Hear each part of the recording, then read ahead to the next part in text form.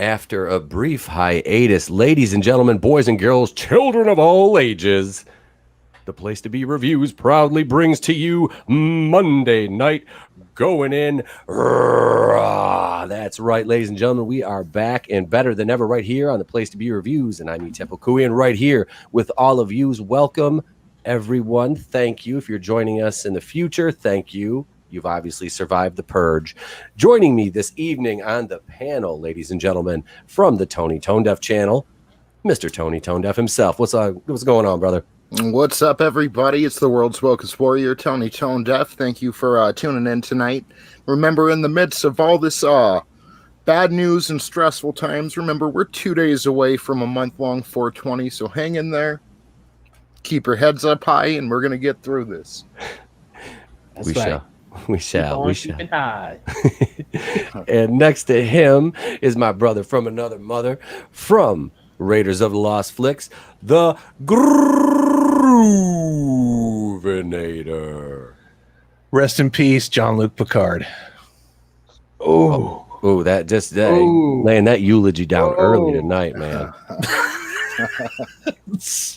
I had to. Laying that eulogy down early tonight. Early and there often. You go. Alex knows what's up. Yep, I see it. Alex always knows. And joining us from the Franchise History TV channel, Mr. Steve himself. How you doing, brother? I'm doing well, and I'm pretty good. Oh, he's beat booping a little bit. Auto-tune. And I yeah. Show day. He bumped out for a minute. So before I entered, and I will say this: StreamYard did give me a warning message before I started the show and before I entered the studio. There is a little box that comes up and says, "If something happens, it's not your fault." All right, let's see. There he is. I heard that happen with world-class bullshitters too. Yep. I think they said it too.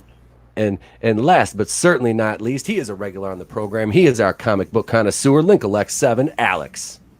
I blame Carol Baskin for Picard season 1. I blame Alex Kurtzman, but we'll get into all that. Fucking Carol. I blame Carol Baskin for Alex Kurtzman too. Okay? Fuck Carol Baskin. Fuck Carol Baskin. The day you put that soy fuck in charge, it was over. It was over. All right. So tonight, we're going to start right out with the box office. Oh, wait, there is no box office breakdown. Wah. There is no box office. How is if I think, and this is the time that like my local video store would be just like taking my money, but they're closed because it's a non-essential business, which I beg to differ because I'm usually the only person in there. So I was really looking forward to, I said to my kid the other day, we were driving by there, I was like, what, Dad? I'm like, I think we can go in and get some movies, bud. They're not open, but I mean, like, that door can't be that hard to open. I don't see an alarm. I'm like, I'll bring them back. Shit, they've got a drop box. I'll relock the door. I mean, I know how to pry those. I mean, anyway, I don't know how to pry those locks open. And I just thought of another one. Perfect good crossover. A head shop / movie rental. They sell CBD stuff there. I'm like, oh my God, if you start selling recreational marijuana out of this video store, you will be better than Blockbuster ever was. Okay, it's not that hard to be better than Blockbuster. If they started selling medical marijuana out of the video store, then maybe the cops would actually show up when you broke into the video store. I just came in to get fucking Black Christmas and some edibles, motherfucker. Leave me alone. Black Christmas is going to need some edibles. You watching Black Christmas, they know you're going to need some recreational drugs. I'm telling you, man. I wouldn't put that on my worst enemy. Oh, hell. But so instead of that, I'm just going to kind of go through a little quick top 5 list here. And I did a video on this yesterday, if you didn't see it. It was just my top 5 most rewatchable movies. And I did a video based on this stupid little copy and paste Facebook thing, which I normally don't do. But I was like, what the hell? I'm bored and I want to make a video today. So my number 5 was Halloween number 4, The Return of Michael Myers. Hell yeah. It's my favorite Halloween movie. I'm not It's going a to lie. good one. That one's really good. I don't hate it. I mean, like I said, I'm not too fond of movies past 3, but I don't hate 4. I can watch 4 again. Yeah, 4 was a good start it was taking things back to basics. It was It tried. trying to jumpstart and didn't over explain things. And actually, I liked It didn't get ridiculous. Yeah, I liked the babysitter that they had. Yeah, it was good. Ellie not Ellie Kemper. That's Aaron. It's Ellie something though. She Play played Kimmy Schmidt. Yeah, it's Kimmy Schmidt. Yeah, the Unbreakable Kimmy Schmidt. Damn it. I just always know her as Aaron from The Office. Number 4, All About the Benjamins. I can never watch that movie too many times just because of the dynamic of Mike Epps and Ice Cube in that, which I think they were better in that movie than either of the Friday movies together. I really do. Because All About the Benjamins, I mean, it was a cool movie. I really liked it. It had a good cast, and Mike Epps is fucking hilarious. That's why I had to throw the lotto number clip in. There's a name I haven't heard in a long time. He's still doing stand-up, man. He still does stand-up. He does the occasional Netflix movie. Yep. His stand-up is still spot on too. He is a funny man. I've always liked Mike Epps, his comedy. Didn't he do like a Purge parody movie? I think so. It was like a black Purge. The movie sucked, but he was still funny. Yeah. Yes, he did. Yep. Yeah, I never seen it, but I remember seeing it advertised. Yeah, I remember watching it. It was so terrible, but he was awesome in it. Oh, wait, Sal's in the chat, and Chris Wicks. Sal said YouTube isn't showing you live. It looks fine on my end. Normally, there's a red dot next to your name if you're live, and when you click your channel, there's nothing. If you have clicked on your channel, you look fine on my end. I'm not seeing that on this end, Sal. I believe you, but I'm not seeing that on my end. I'm gonna check it out on my phone or my tablet. Yeah, I'll check it out on my phone too. Right. Hey, Admiral Tiberius, hail, sir. Let's see here. Number 3 on the list is I cannot get enough of this movie. I actually just watched it with my 4.5-year-old the other day. Don't judge me. Avenging Force. John Carter. Woo! What's that? Oh, that was one of Admiral Tiberius's picks. I need to rewatch I like that. John Carter. The last time I saw it. John Carter, I was on a lot of medication, so I didn't see the whole thing. I'm gonna watch it though. I'm gonna check it out. But Avenging Force is freaking great, man. Like that movie's just amazing. It truly is. And like we talked about when we watched it when we reviewed it, they did the bad guys right. Like you hated them. They were dicks, but they were so good at it. Like John P. Ryan, like he doesn't get enough credit for the villain, the ability he had to play a villain, because as Glastonbury and then as the teacher in Class of 1999, he was great. He's a hell of a villain. Yeah, I'm looking at it on the phone. It looks okay too. Okay. So All right. I think you're all right. I think, let's see, it's not popping up on my YouTube feed. All right. It's not in the feed, but it's definitely showing you live if you go It to the does say channel. you're live. Yeah, it says you're live. Yeah, the feed part's Thank you, messed up, Sal. I but appreciate I don't it, think man. that's anything you can fix. I think right. that's just YouTube being YouTube.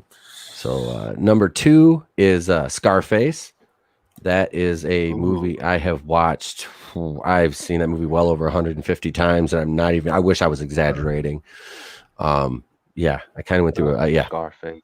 That movie is, man. It's quotable, and it's Pacino probably should have got an Oscar for that, but instead I believe he got it for Serpico. And also the rare example of a remake that's better than the original. Yes, because that was made in what was the late 50s, I believe. I don't even know. I think it was like 30s. Was it the 30s? It's a Let me black look and and white see. movie. Actually, yeah, that was a Okay. that was Howard Hughes made that.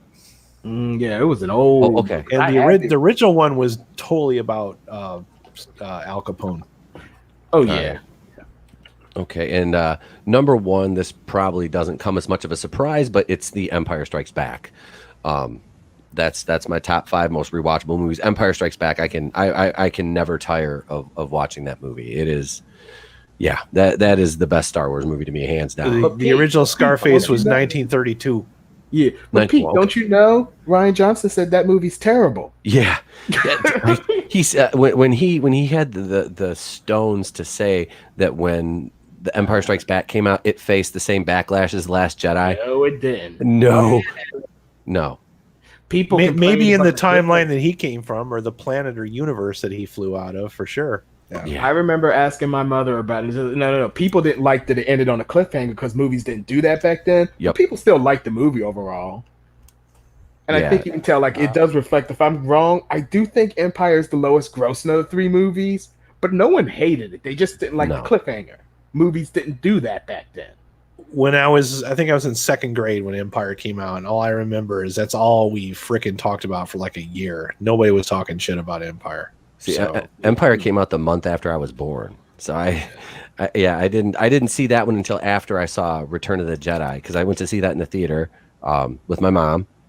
I was just a shade over 3 years old when that one came out, and we went to see that, and then I got to see the other ones on VHS, A New Hope, and then Star Wars, and then Empire Strikes Back.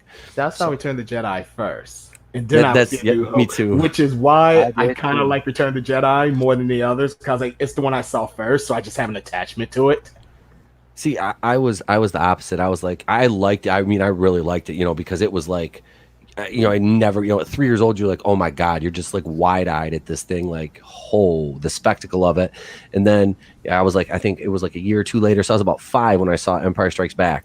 And that was like, just, I felt that's why I'm such a Hoth freak. Like, I want to build. My goal when we get our new house is to build, and in my office is going to have an area that is going to be a scale of a Hoth battle scene. I'm going to build it. Can't get snow, just use salt. What I want to see you do, Pete, is I want to see you build the inside of Echo Base, and I want you to have the little room in there where you hide the Wampus. The Wampus? Yeah, yes. The scene that got cut from Empire. Yes. If you put that in your base, you will be like a new level of cool. Yes, dude, because the stormtroopers fucking went into that. They didn't see the sign that warned them on the outside, and a bunch of them went in and got slaughtered. Keep waiting for them to stick that scene back in, and they don't. I know. I'm like, that would be so funny if they would have put that back in. Because by now, I've been rewatching the 4K versions, and they don't put any new scenes in except for A New Hope. They'd made some more idiotic changes again. I'm not really going to get into those, but McClunky's one of them, and they also changed the sound of the crate dragon yell when Obi-Wan shows up. It's totally different once again. I'm like, why'd they change that again? Oh, okay. Oh, wait. So Sal answered what happened to the sign. 3PO tore it off. Yep. Did they go into that was it in one of the novelizations? No, it's just a scene that got cut from the movie. It was. You got like a Blu-ray. I think it's on the Blu-ray. No, I've got the Blu-ray to it. I haven't. I guess I haven't looked. I think they cut it because in the Star Wars universe they don't really write things in English, so it was kind of stupid to put that on there. Oh, that was a thing because I think A New Hope there was English. Used to say tractor beam, and then when they did the changes, they put the little caricatures so that you know what the hell that is. Yeah. It's so funny to think the Disney fans thought that Disney's gonna release the original trilogy, and they ended up doing special editions too. Yeah. And then jerking around with them a little bit more, even. So yeah. Admiral Tiberius is right. The ion cannon slapping that Star Destroyer with the pimp hand. That was, that when they were when the whales were taken off, and they were escorted by the X-wings, and they just fire a couple bursts in that ion cannon, and it nailed that Star Destroyer and just disabled it. That was a cool scene. Because I've got 2 of those whales sitting behind me here. One of them. Wow. I've got one is a custom black Imperial one I made, and the other's in the original box. It's the one that my parents got me when I was those 3. Things were big enough you could have taken the seats out and given your son a bath in one of those, man. Yeah, yep. And I've got like I said, I bought one for like $25 on eBay, and not bad. No, it wasn't complete. It was missing the cannons in the back. I'm like, okay, whatever. I'm just going to customize this, and it's going to be to hold my troops anyway. So, yep. I think total I made it have like with paint and stuff. I probably had more toys from Empire than I did from any of the other movies because there were so many of them, and like one Christmas, that's all I wanted, and I just got like endless amounts of Empire toys. I had like both the snow bases, like the Rebel and the Imperial, and the snow speeders. You didn't have an AT-AT because those were hard to find. Those were I still got to get my AT-ATs and a couple snow speeders and stuff like that. I have an AT-AT now, but I don't have a Scout Walker. It used to be the other way around. I have a Scout Walker. I have the ATST Scout Walker. I haven't bought one yet. Let's see. So I heard Alex say the D word, which is Disney. So we're going to talk a little bit about Black Widow because it's still up in the air whether I'm sure they're going to try to hold out to put this in the theater because of the sheer budget of the movie, which of course it's a Marvel movie. So we're talking, into the 1 to 150 to $200 million budget territory. It ain't winning that fight. I was going to say, you want to talk about playing some strong poker right now. I mean, holy shit. How long can you afford to hold out on that shit? And Disney is losing money. They are. I mean, just hand over fist every day, just hemorrhaging money right now. Yep. So what I'm gonna go over to Steve. Steve, what's your take on this? What do you think they're gonna do in reality, and what would you like to see them do with this movie? Straight to streaming, like pay-per-view, like they're doing with some Invisible Man? I think at this point they probably had to release it on Demand or Disney Plus, wherever they got over there. I think that's their best option right now. They want to save some money, but yeah, that's probably the best option. Yeah, who knows when they'll open up these movies again.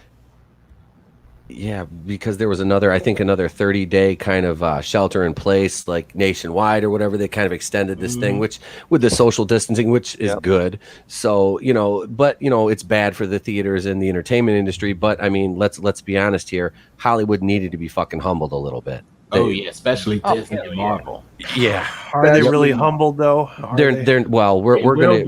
We're gonna get to how humbled they are later. Alrighty.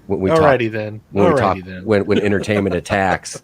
Tony, what about you, man? What's your take on the situation? So, one part of me wants to say, just release it on Disney Plus.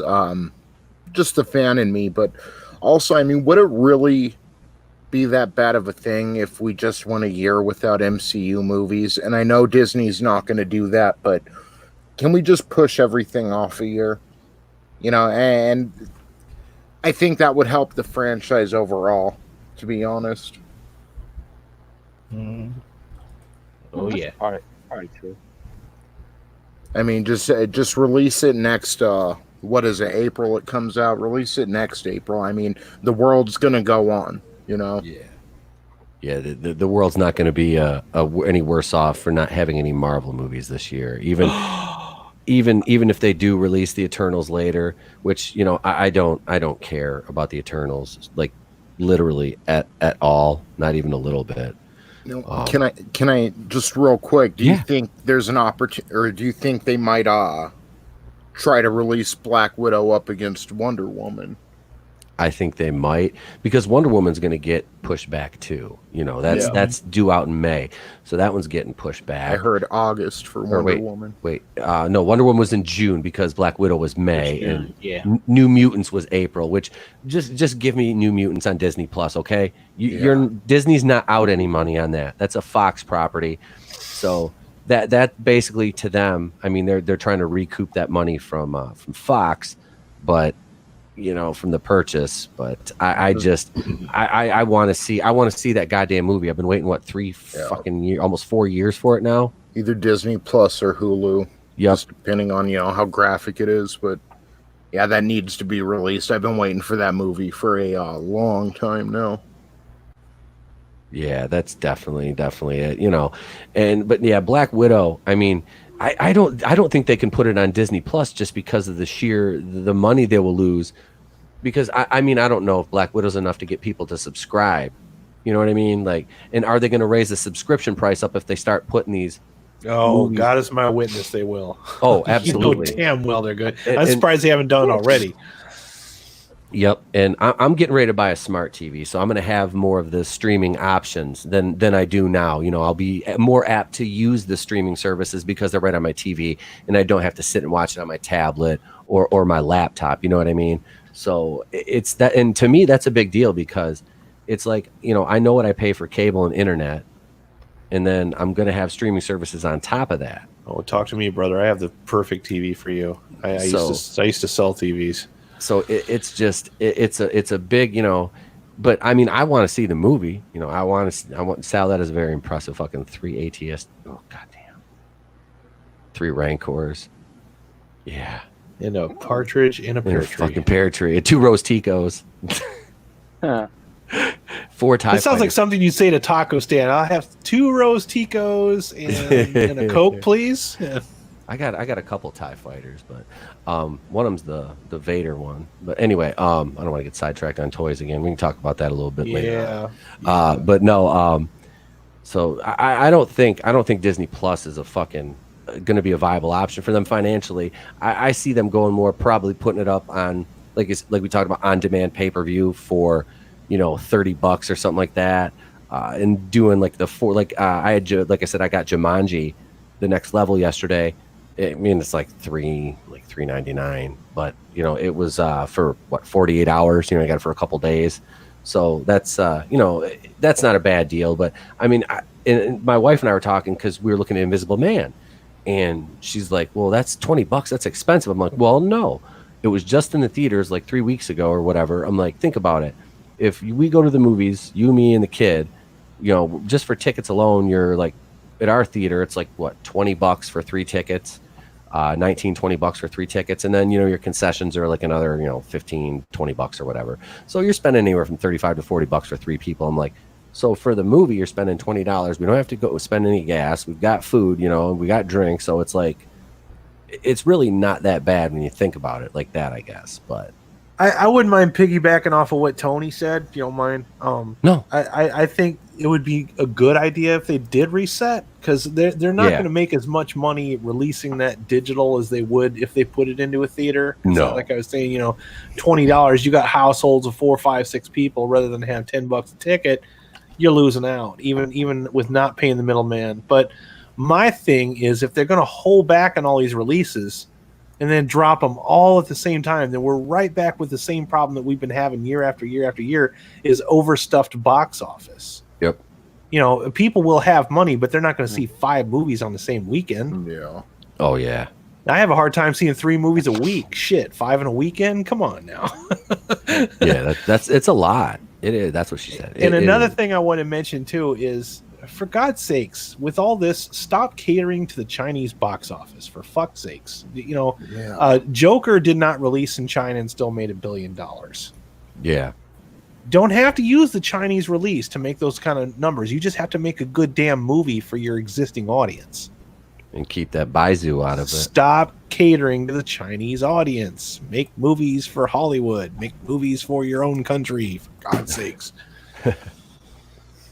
Because I don't think anybody's going to watch Mulan. If they do that one digital, I think that one's dead in the water. Because they made that movie for the Chinese box office, and I don't think anybody cares anymore about it. I don't think the Chinese don't care about it, and I don't think any of us do anymore. So, yeah, that's that. So kind of and I was on the fence with that one. Like, I was kind of excited about it for a second, because I thought, okay, well, is it going to be more like the story and not about the cartoon? And now I'm thinking maybe it's just going to be another Aladdin / Lion King. I still haven't watched the new Aladdin. I did watch the Lion King because that was one of the first movies that Trey and I watched on Disney Plus when we got it. It was weird, watching the CG animals. I was fine with the original cartoon.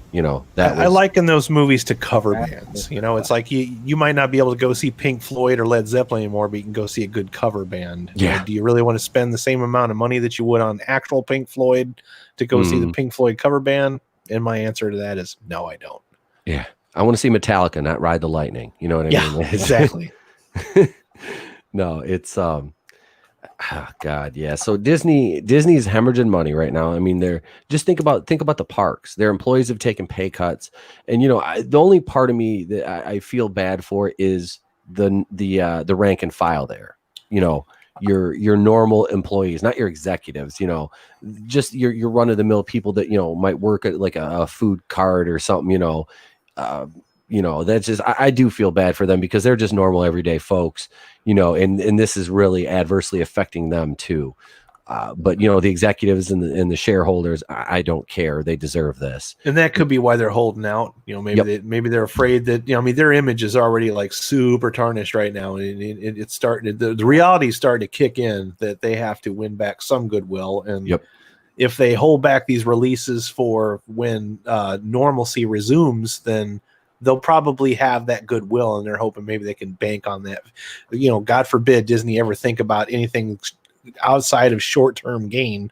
If they're thinking about long-term gain, they hold back and release those when things go back to normal, then people are going to like that. They're like, oh, that's cool that you did that. You know, you didn't make us, you know, you didn't cut out all the middlemen and just dump it on digital, you know? Yeah.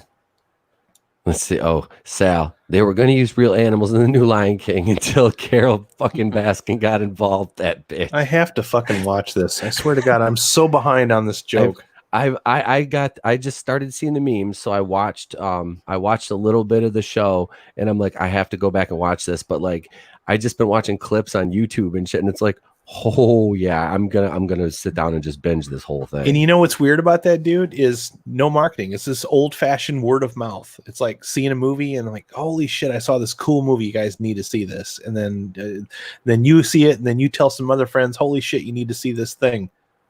And it works like that. Yep. That's old-fashioned marketing. That's the what the fuck Tiger King. Tiger King on Netflix. Oh, I was about to ask about that because I keep seeing that around Facebook. So, what is this about? Yeah, I need to watch that tonight. I just finished it today. Man, it was so weird. It's only like 8 episodes long, but man, is it ridiculous. Yeah, I do. I'm gonna check that out now. I am. So are you shilling, Alex? Are you getting kickbacks for pushing this out? I am shilling really hard right now. Shilling like a villain. I am shilling really hard. Like, yo, M. Night Shyamalan could take a lesson from how to do plot twists. Every episode is a damn plot twist, and it works. You mean M. Night Shyamalan? All of them.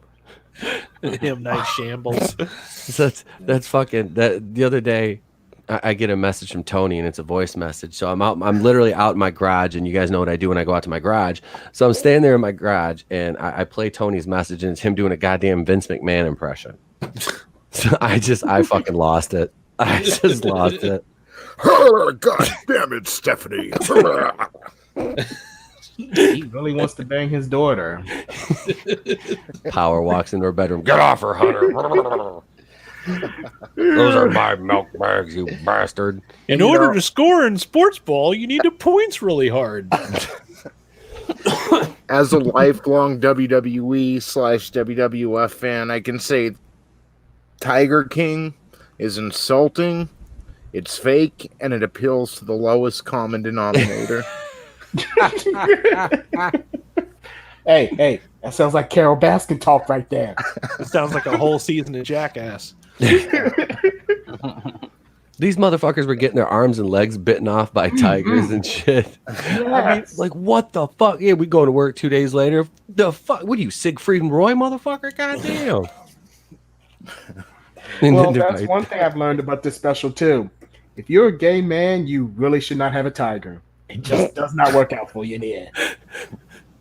You know the gays and their tigers. It does not work for them. Not that there's anything wrong with that, but it does not work out. Not that there's anything wrong with that. Not gays and tigers, honkies and ligers, oh my.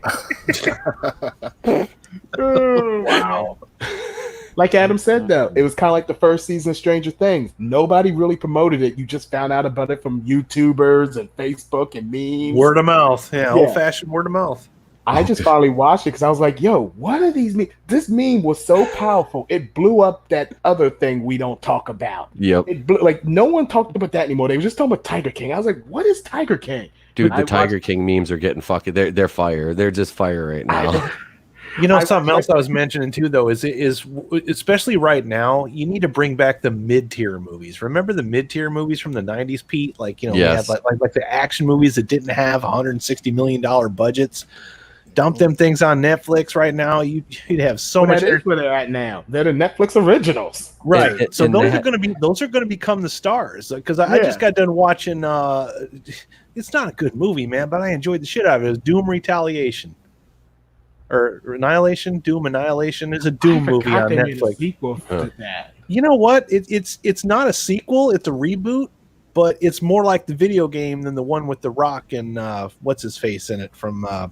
But didn't the one with The Rock actually have video game scenes in it? Yes, it did. Unfortunately, and it was Yes, it really bad. And it kind of loosely borrowed some things from Doom 3, which really wasn't Doom. You know, I mean, it was kind of like the reboot of the reboot, and it had our boy from Dread in there too. So, but it's the Jeff Lowe of Doom games. You'll get that reference when you watch Tiger King. It's the Jeff Lowe. You got a grand opportunity where you can have a movie with probably 50 million or less and not have as much marketing because you're releasing it directly to digital, and people want that entertainment right now. This is a good time to revisit that business model. Yeah. I want to piggyback this and kind of round it back to the Black Widow, because you were talking about production budgets, and think about this: if they release this on streaming, how much money they're going to lose on production costs alone. Oh, and the other thing too is if they hold back, if they release this again, they're going to have to start that marketing all over again. They're going to have to run more ads, and they still haven't released. Hey, remember this movie that never came out because of the thing we can't talk about? Well, you want to go out and go see that now, and most people are going to be like, no. Not really. But really, think Black about Widow, the new Mutants? I was just going to say that. Yeah, it's going to be the new Mutants. The new Mutants. It's like the new Warriors. This is the new Mutants. But seriously though, like you're gonna have to release this so late in the year. It could be like right around the time the Eternals comes out, which I mean I don't think the Eternals is going to have that big. That's why I like Tony's idea. Just release it next year then. Because that's the problem. You got movies that are already in production. You got movies that are in post-production. Yeah. How many movies are you going to put all out at, whenever the fuck you think things are going to go back to normal? It's going to be bloated as hell. This bumps their shows back on Disney Plus. They're new because they were supposed to launch WandaVision and Loki and what's the other deal? Falcon and Winter Soldier. This year we're all supposed to launch on Disney Plus, and you had those stories leading into Doctor Strange and Multiverse of Madness, which now is without a director. And I don't really want to talk about. We can talk about Scott Derrickson later, because Scott Derrickson has been the latest to open his mouth and insert his foot. And the funny thing is, he's not even working. He's not even fucking working right now. So just like all these comic book writers from Marvel who are out running they're freelancers, running their mouths now, shitting on customers when you guys don't have any paychecks right now. So running your mouth might not be the best idea. But that all goes back to the dollar, and Disney is gonna. Like I said, they're gonna lose their ass on this movie. I would push the Eternals back and into I'm sorry, but I would release it in fucking January, and I would release Black Widow, because out of the two of those, I guarantee you Black Widow will yield more money, even though the Eternals has a more well-known cast. But did anybody really ever want to see Angelina Jolie in the fucking MCU? I mean, nope. Let me second your question with another question. What was the last hit movie Angelina Jolie had? I'm thinking back to Mr. Smith. Yeah. Mr. and Mrs. Smith. What was that? Brad Pitt did okay. Brad Pitt did okay after their divorce, but Saul was garbage, dude. It was. I hated it. I hated that fucking movie. It didn't do well either. Yeah, I think that was Johnny Depp and the Tourist, right? Yeah, the Tourist. Yeah, I was like, she don't make good movies anymore. No, dude. Fucking. What was that one with Morgan Freeman where they're shooting the wings off the flies? That one. Wanted. Wanted with McAvoy. Was that James McAvoy that was in that too? The best part of that was her walking with her bare backside on the trailer. Yeah, I did like that movie. I don't. Yeah, I liked it too. Yeah, I did like that. Not aged good. Well. I don't like her. Watch it again. It's not aged well. I watched it again a few months ago. It probably helps that I've never read the comic. I know it's drastically different from the comic. Sometimes you can be saved by not knowing this. Look at Blade. People love the Blade movies. There you go, Sal. Maleficent. I forgot she was in Maleficent. Kind of that. Pretty sure none of us saw it. I didn't see it. Nobody in this chat saw that. I saw it. Monica reviewed that, I think, for the channel. Yep, MJ reviewed it. Yep. Yeah, that was not a good movie. It's not the worst. It's not the worst movie, but God, was it just annoying. Yeah, I'm pretty sure her only good movie was Gia.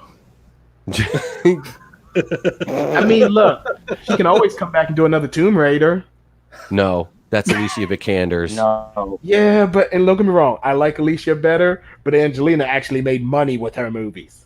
Yeah, What was yeah. I She had would a have little looked. bit of a following with those movies. They're trash, but they had a following. They Hey, made I love money. the first one. Both of them were successful, profitable I wise. thought the second one bombed. I can't No, remember. I don't think either one of those bombed. Yeah, Because I thought they blamed the video game Angel of Darkness for it. Which one? The Tomb Raider ones? The second movie. Oh, I think the it bombed reboot? and they blamed. Yeah, I think it bombed and they blamed the movie studios blamed the video game because Angel of Darkness, which if you know the Tomb Raider games, Angel of Darkness is like the worst one. It's the last Jedi of Tomb Yep. Raider. See, I did not see the 2018 one. I watched the Angelina okay. Jolie Remember ones. remember how it was the Last Jedi, and then you had Battlefront 2, and both of those were kind of like what happened, like kind of around the same time. Yeah, I remember. The 2018 movie actually is good. It just Yeah. bombed sadly, but it was a good Because movie. people were just kind of they lost their will with Tomb Raider because the game was so bad. It's like, oh well, ever since that movie came out, now the games are trash. I'm not seeing the movie either. Well, it's kind of still popular with the reboot now, but I think the problem with the thing it's kind of like the Judge Dredd problem. People just complain, well, it's not Angelina Jolie, so we don't care. That's kind of what happened with Dredd. People's like, well, it's not Sylvester Stallone, so we don't care. Yeah, he was better than Sylvester Bad Stallone. thing I'll never understand if anybody's ever seen Judge Dredd. Okay. Angelina Jolie's been voice acting in Kung Fu Panda too. All right. that matters. Oh, all that matters is if you voice acted in Shrek. Yeah. That's the only currency in my book. She wasn't in Shrek.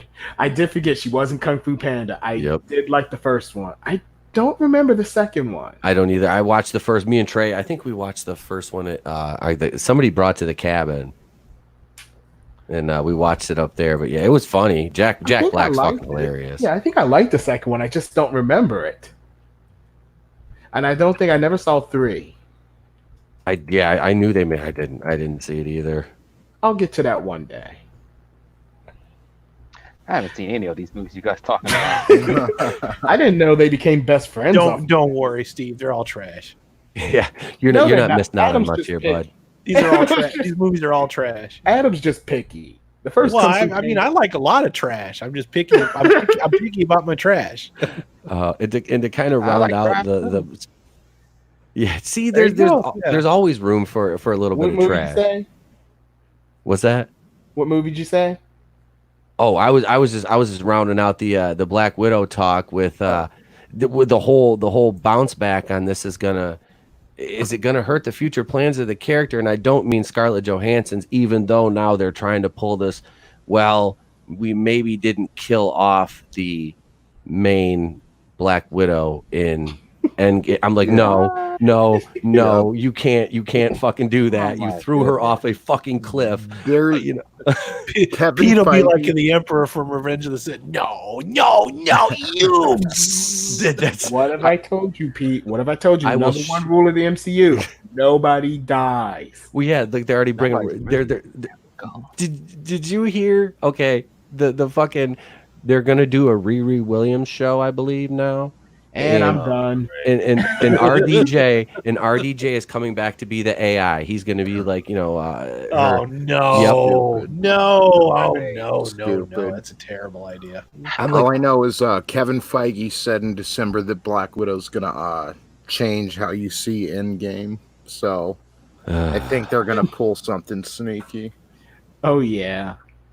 The only person to die in the MCU was Quicksilver, and that's because Disney just admitted Fox did it better. Yep. That was just Disney admitting. That's the closest thing you're going to get to an apology. Evan, don't get it twisted. Now that they done bought Fox, I guarantee you, I still make the prediction. They're bringing back the MCU Quicksilver. Yeah. They've already talked to him. He's going to make a spot in the WandaVision show. Mm-hmm. You don't need, because he's going to run so fast he outran death. There was 11 people in the chat a minute ago. So hey, this is a pretty good night so far, guys. If you're in the chat right now, make sure you slap that like button. Evan Peters was a better Quicksilver than was it Aaron Taylor or Aaron? Oh yeah, Aaron Johnson, is that his name? Mm-hmm. Yeah, Aaron Taylor Johnson, something like that. Yeah. Yeah. It's not like he's working much right now. You know, I think he was like infatuated with Elizabeth Olsen. Like they did a movie together before Age of Oh, Ultron. Godzilla, right? Yeah. They were a couple. Yep. Exactly. So then I heard something about that's why he ended up taking the role, because he wanted to work with her again in the whole ancestral storyline, and then which I don't blame him. I'm obsessed. I'm a little infatuated with her as well. Yeah, that makes two of us. Well, you heard, what is it? You've seen the meme before. It's was it Elizabeth Olsen always seems to do movies where she fucks people in the MCU. Because I think she did Hellboy with Josh Brolin. I think she did some movie with Tom Hiddleston. Was it, what movie was it? What Old Boy? Which one was it? Who was it? The remake of I Old thought it Boy. was Old Boy. Yeah. Old Boy. I think. Old Boy, yeah, that's a man. Old Boy. You accidentally said Hellboy. I'm like, what Hellboy did you see? This Is was there another one on one the I don't hub. know of? It was I promise Hellboy you, on the hub. the one I just mentioned is better than David Harbour's version. Oh Christ, dude! Dude, both anime cartoons is better than the David Harbour version. You heard about David Harbour? What was it? He blamed the fans for that. Yes, one, I right? did. Yep. Yes, I did, and I just went. You don't get to say that because it was just a shite movie from every review. No, the movies are never bad, Pete. There's always somebody to blame. No. It's always the customer's fault Yeah. that the food God is damn bad. it. Remember? God damn you, Movies paying are allowed to be customers. bad, but no one else. Sal right here. He said they split the twins in the deal. Disney agreed to use Wanda, and Fox took Quicksilver. Well, bam. That's that. Okay, there you go. Although I think Scarlet Witch does make a cameo in the movie. I think was it X-Men Days of Future Past. I think she's supposed to be the baby. Yeah. Which, they're supposed to be I think twins, so. but just let that go. Just let that go. Yeah. Continuity be damned. Let I it mean- go. No, I think both of them can use both characters. I think Disney just screw it. Like Fox, you did it better. You got it. Disney just bent the knee. And you know who else? You know what else Disney did better? And I said it time and time again. The Skrulls. Yeah. Yes. Not Disney. Fox. Fox did the Skrulls better. Fox Yeah. in the Dark Phoenix. Yeah. Yes. They Dude. were so much better. In That movie was not as bad as everybody said it was. Granted, it's the second time we've seen it in the Fox universe. We saw it with Famke Janssen, but I did not mind that movie at all. I really didn't. I didn't think it was terrible. Movie. Yeah, it's not the best movie, but it's not. It was just people were bullying it because they wanted the movies to go to the MCU. That's all it was. Yeah. That's It all. was I was boring like, to me. You thought it that's was boring? understandable. I can understand that. Like I Yeah. said, it's not the best one. It's not the best one, but it's far from being like people saying like this is the new Green Lantern, it's the new Catwoman. Like, get out of here. It wasn't that bad. No, it's not. This ain't the card bad. It wasn't Green Lantern bad. I mean, that's a fucking that's a salvo and a half. Dude, right even there. Green Lantern isn't Picard bad. I take Green Lantern over. Look, Hell yeah, I I'll say watch this that right again. now. I say this right now. You can quote me. You can save the audio clip. Thor Ragnarok is better than Picard. Timestamp that 42:56. Alex admitted that Ragnarok was better than something. So on this day, 9:19 Eastern Standard Time on 3/30/2020, Alex found some redeeming quality about Thor Ragnarok. No, doesn't count as the quality. It's still the It has worst some movie ever. value. Just because not the worst. It's no entertainment. longer the worst, so therefore it has some. It's still the worst movie. It's just not the worst entertainment ever. Yes, funny. I'd rather slap Alex Kurtzman for disgracing my good name than Taika Waititi right now. Yeah, God, Kurtzman disgraced the good name of Alex. and people that I know, like you guys that are actually like Trekkies. Yeah, I it's just I used to be a Trekkie, and I'm just not. I'm not with the new Trek.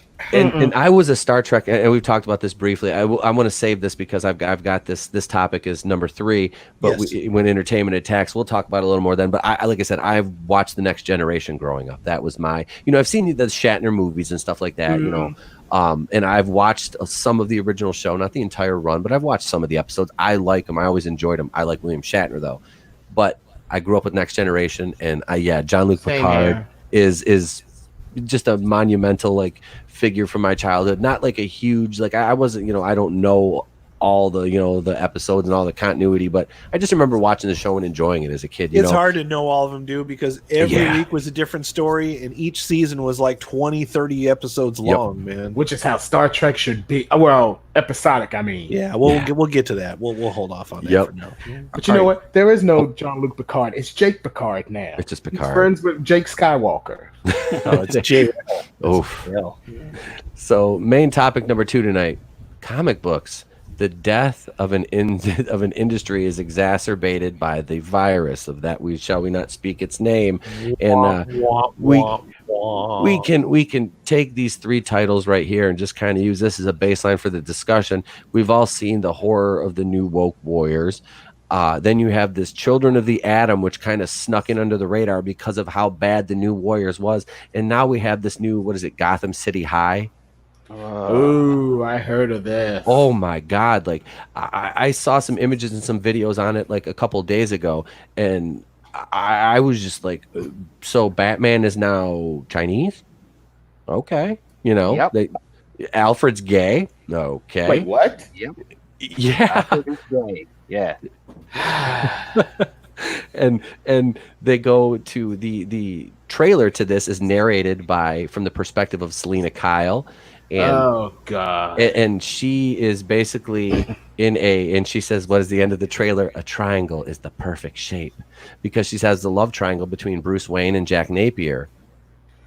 Oh, I thought she was going to say like the triangle shaped like a vajayjay or something Well, like that. that too, but no, Catwoman's not that subtle. But yeah, so this is how this fucking the comic book is going to go. And they said what did Jeff say in his video? They basically borrowed this premise from a shelved project called like Gotham High or whatever from like 10 fucking years ago. Show that DC had the common sense to say, let's not make this into a show. Because I think you can see like a little trailer or promotional art if you look it up online. I've seen it. Like it's funny to look at, but you'd be like, I'm so glad this didn't get made though. I have a question since I'm not a comic book guy. Mm-hmm. Well, it's not really a comic book question, but is plagiarism still frowned upon in school? Because it's been a long time since I've been in school, but it seems like plagiarism is just like the new black. I mean, is it? It's supposed to be. Okay, just wondering. But I mean, some people can find a way to get past it. Alex Kurtzman. Yeah, I'm seeing a lot of that going on lately, where they're just like taking stuff from video games. And don't forget the second act of plagiarism. Also Alex Kurtzman. Kurtzman. Yeah. Ripped off Tardigrades and Mass Effect 3. Yeah. They really gave the shanks to that guy with the Tardigrades game too. Like that is just savage as hell. Oh boy, yeah, that. Oh. My feelings are hurt right now. But so this new Warriors guy, this Daniel Kibblesmith, I don't know if you guys have paid attention to his backstory, but this dude was on Millionaire Matchmaker. Like this guy's a baller. Like he's fucking loaded. Like this guy's got dough. Like he was on Millionaire Matchmaker. Just because you got dough don't make you a baller. And bought his way into this comic book thing, it seems like now. Oh, it's not that hard to get into Marvel Comics. No, I mean, look at you got what's her name? Salama Ding Dong. Fucking is like at this point, wouldn't you pretty much just have to show up and knock on the door with a check and they'd let you in? I mean, really? Oh, especially nowadays. I mean, yeah. they're like, money? What's that?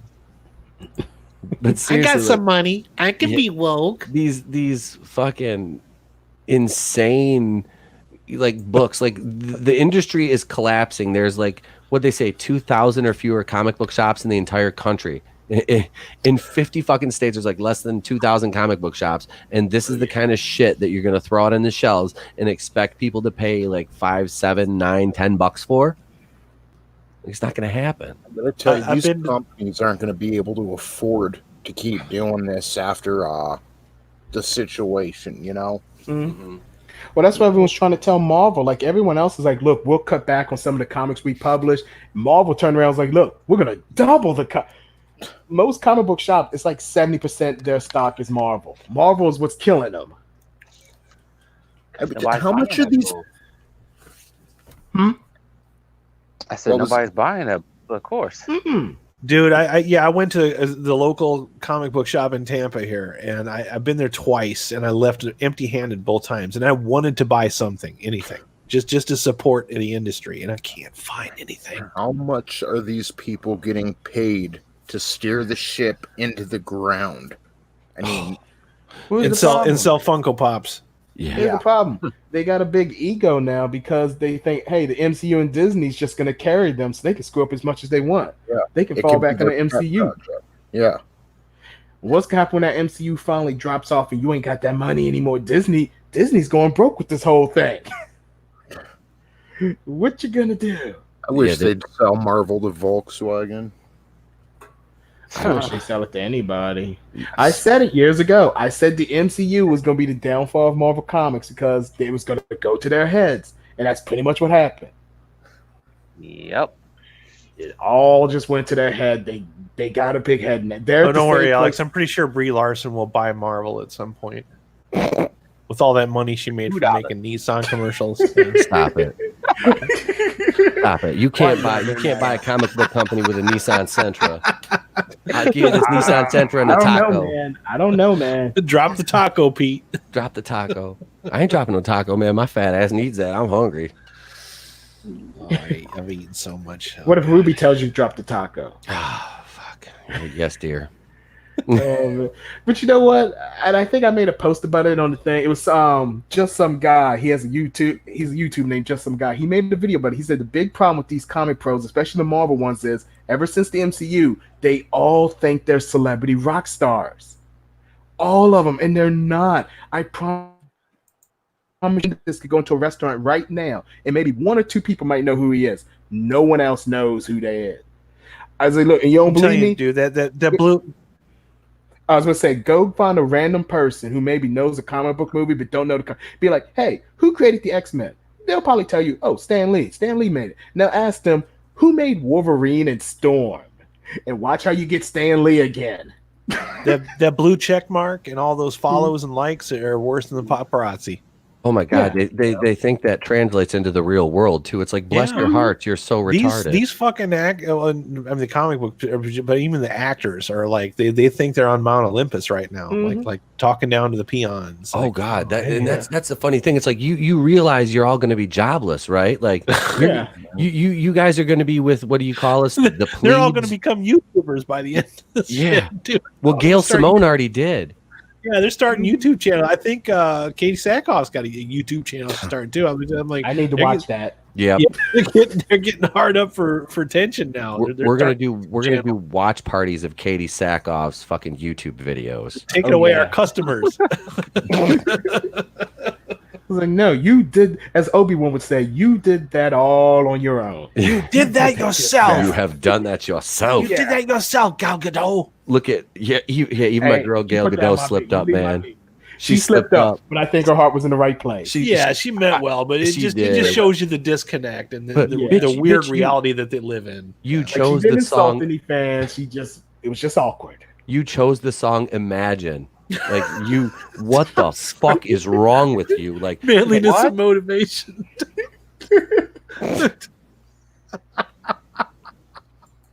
I'm sorry. That really cracked me up. What is it? You said Dollar Tree has deals on hand lotion if you're watching Sackhoff's channel. Wes, I hope you're doing all right, brother. We hope you're well, man. I know you were a little bit under the weather too, man. I hope you're doing well. Wow. Damn, but you're around, brother. Yep, we do. She does have some nice legs, though. That's for sure. Katie, fuck yeah. Nice body. But seriously, man, so like, I'm about to make a video on this tomorrow. What's her name? Dana Schwartz is at it again. Who is that? Dana Schwartz is the writer for the She-Hulk show. Oh God! I think she worked for Marvel Comics before too. She's wrote a couple titles, that she likes to put in her byline on. Yeah, she's one of those people that just lives on piss and vinegar. But that's the thing. She came out and fired at South Park and then got fucking ratioed to hell and then said, claimed she was the victim. And then now she's done it again, saying men just need to relax. Like, men need to it ain't just the men who complain. Yeah, exactly. But in her world, it is because, well, when you're a misandrist like she is, I agree. Men need to relax. So stop pissing us the fuck off all the time. And I can't remember who it was. Whether it was Umbrella Guy or I think it was Quartering. In his video, he had some shots off of her Twitter feed that she was talking about. I need somebody to buy me this. It's like a $200 and some fucking like pajamas or some shit. And some fucking simp bought it for her. Like, She no joke, works dude. at an MCU show. Oh God. Like, What a seriously, dude. loser. Like who the fuck would like? You are not gonna get laid, dude. That is not. If anything, we all got a better chance of tapping that than he does, and we're crapping on her. She's a misandrist, but you know deep down that she wants to be fucking manhandled. Oh, She's yeah. one of those man needs a haters. real It's man. like, yup. Because she's used these little soy boys just kowtowing to her and, you know, doing the fucking the whole simp routine to her, and then she fucking, you know, runs over him and just she wants that alpha male kind of deal. But I've seen situations like that play out before. You get like a girl be like, "Can you guys help me move?" And every guy will line up because they want to sleep with her, so they'll line up to do it. I was thinking, you know which one she's gonna sleep with? She's gonna sleep with the one guy who tells her to fuck off and move her own shit. yeah, That's who she's gonna sleep with. I'm with Alex on this one. yep. Oh yeah, Yeah, absolutely. That's how it goes, man. That is how it goes. Like, she works for the MCU. She's got a nice paycheck at the moment. Oh yeah, at the moment. Yeah, how's that She-Hulk show going there, Dana? You guys still gonna premiere in August? You know, and we can that's like her and what's the other oh god, the guy the other day that he deleted his tweet. Was it Donnie Cates? Donnie Cates? Donnie Cates, yeah, He Donnie shamed Cates. me because I actually liked his book. He shamed us all, man. And he's another one, dude. It's like, you motherfuckers you are literally you're the band playing while the ship is going down. You realize that, right? Like, you motherfuckers definitely ain't cool in the gang. Like Steve Harvey said years ago, they would have been unplugging amplifiers and shit. Nope, these motherfuckers are still playing while the band is going down. It's like, ugh. Like I said, they think they're celebrities. Yep.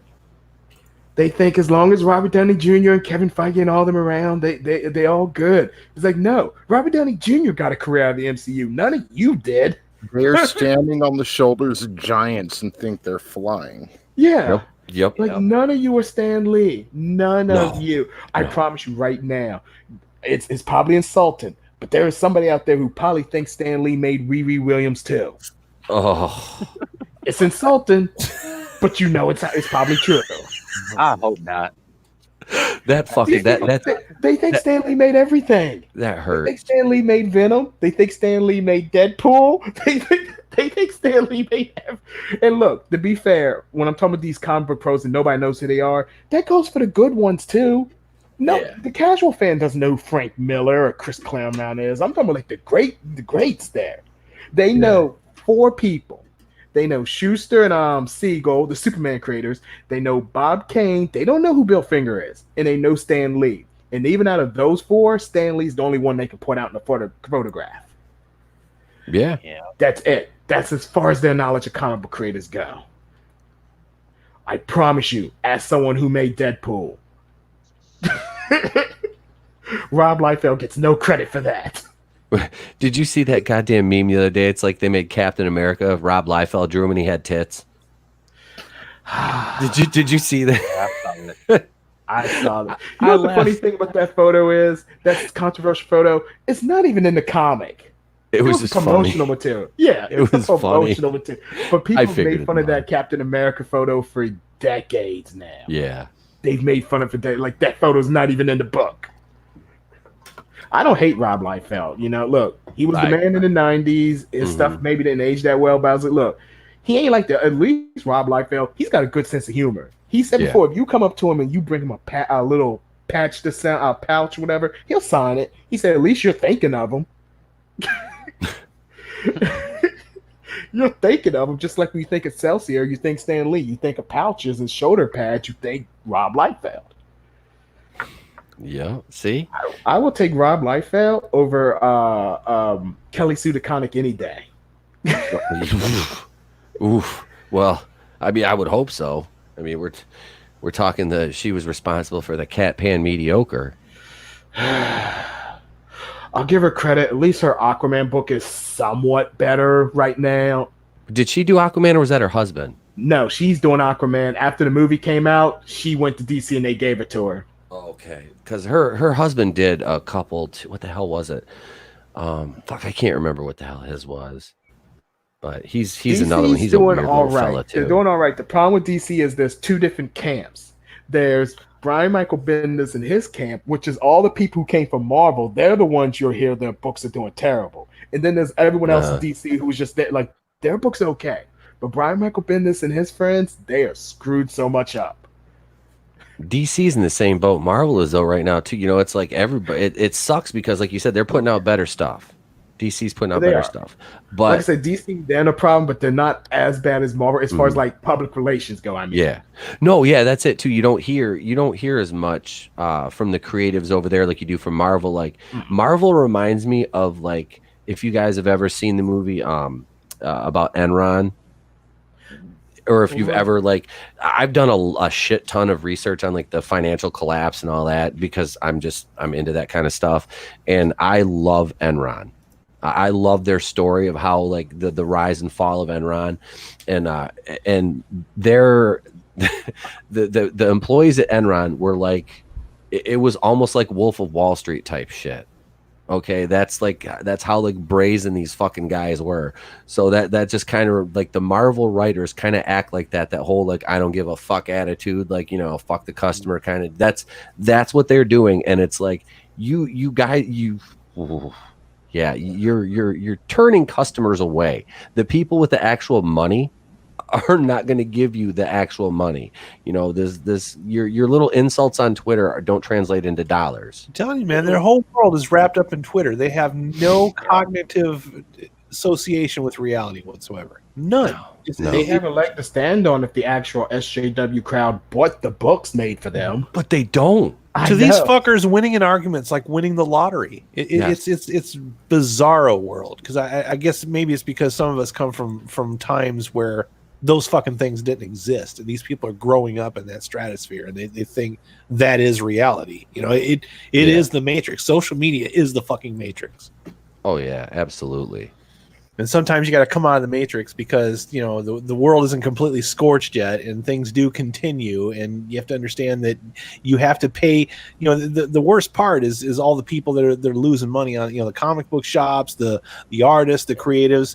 They have to keep spitting out this woke trash, and they know it doesn't sell, and they're pleading, and their cries are falling on deaf ears. Yeah. Mm-hmm. Yep. Pour one out for the comic shops. Shit. You know, there was one left by my house in the city where my wife works, and one of my friends, when I was wrestling, he helped out there, and he used to get me Star Wars figures through there because the guy, you know, he did collectibles. So I got a shit ton of vintage stuff from him, and I was out there right after we moved back here, and I didn't ask my buddy because I hadn't talked to him in a couple months, you know. And I was like, oh shit, I'm gonna go out there and go to the comic book shop. And it's fucking closed. I'm like, come on. Like, there's one within like 40 miles of me and it's closed. I'm like, God damn it. And there's really nowhere to buy them around here. You know, they don't just carry them at Walmart anymore. The only thing that's keeping the comic book shop closest to me open is Funko Pops and Magic the Gathering tournaments. Mm-hmm. That's it. That's all I got. Next to me. 2 comic book shops. A lot of There's how many next to you, Steve? 2. Ooh, nice. That's more than me.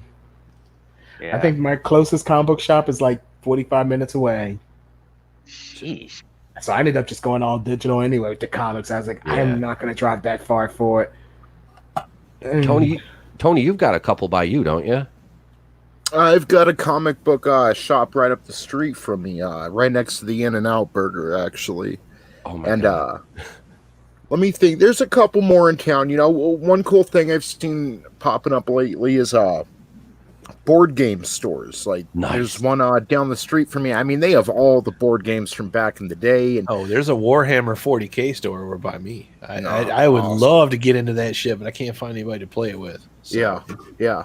And it's basically the same thing. They hold they'll do Magic nights or different games and stuff. So I kind of like that idea, but definitely there's not as many even comic book stores as there used to be. Mm-hmm. I mean, I used to live next to 3 or 4 at least, and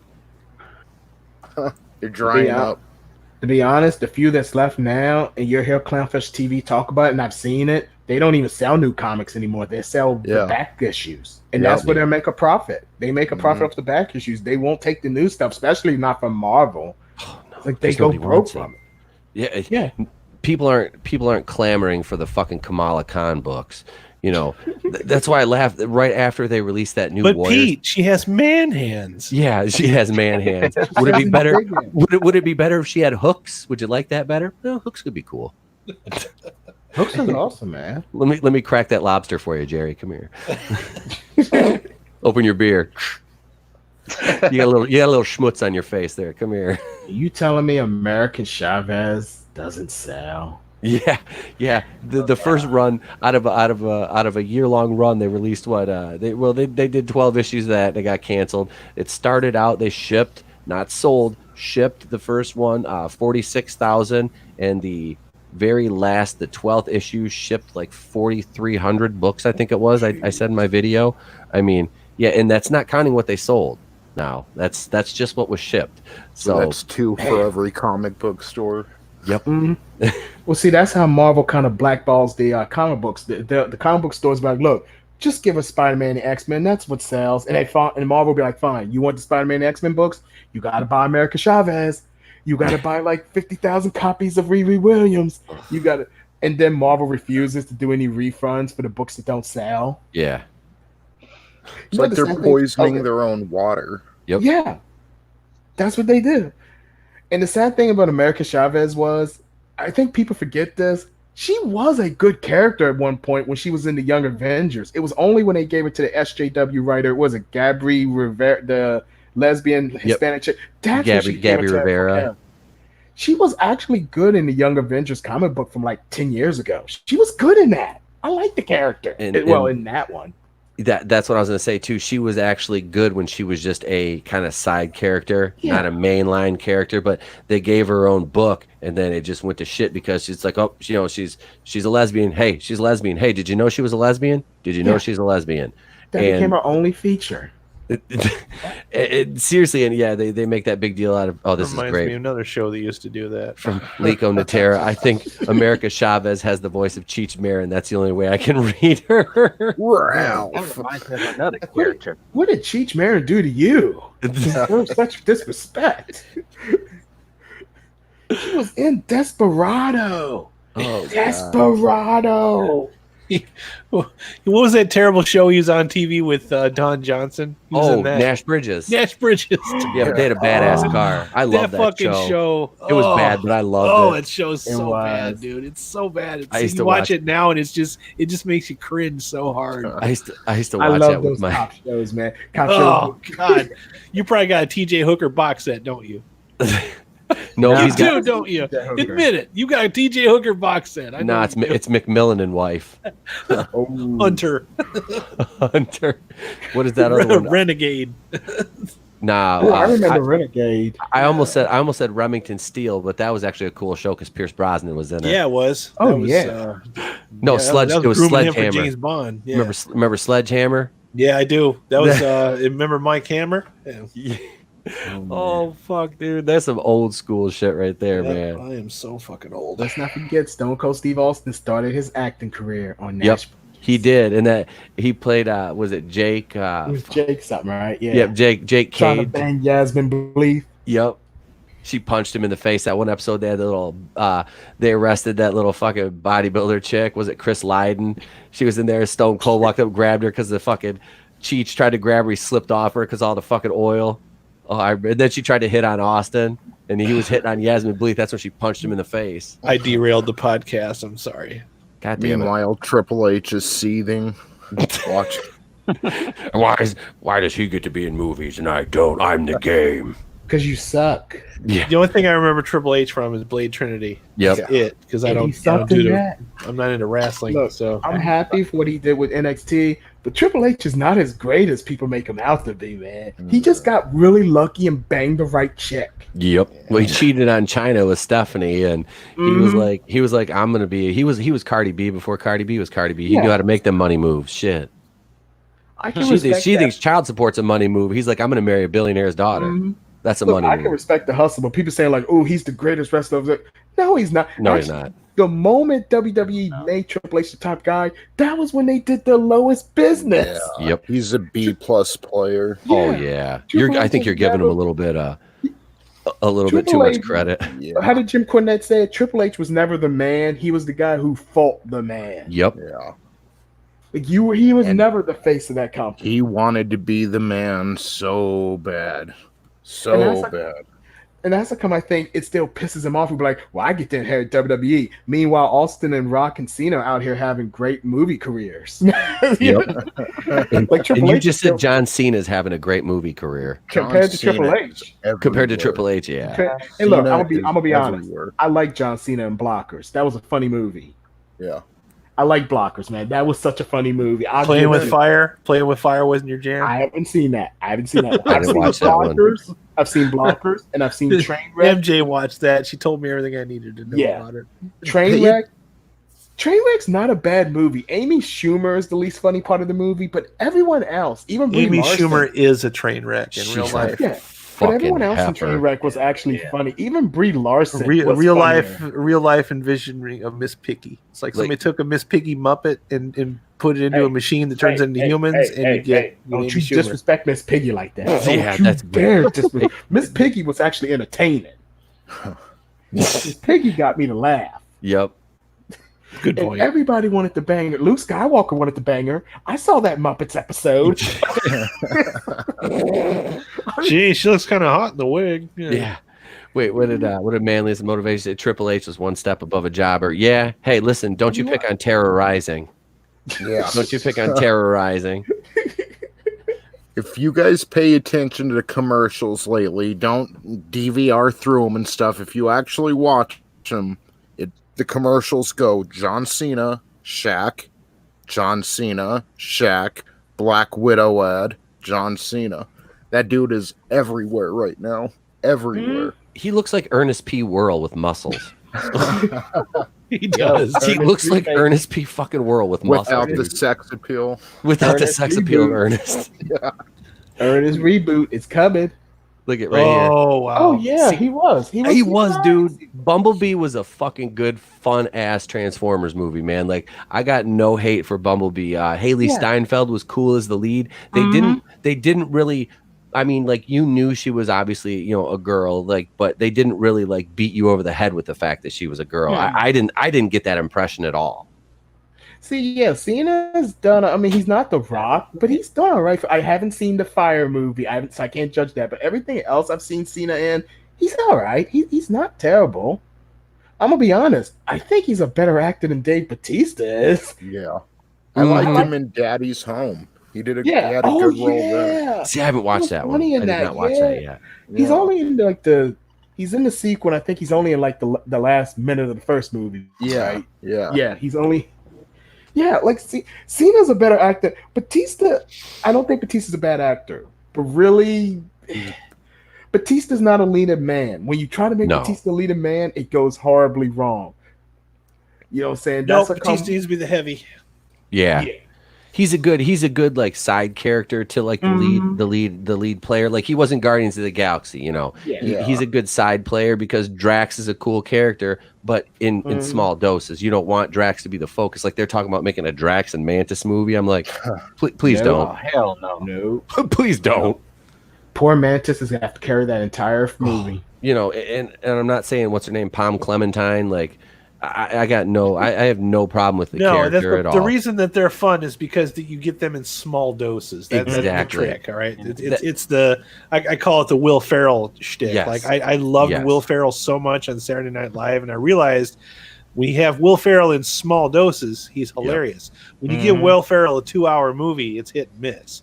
Really hit and miss. Mostly miss. Yeah.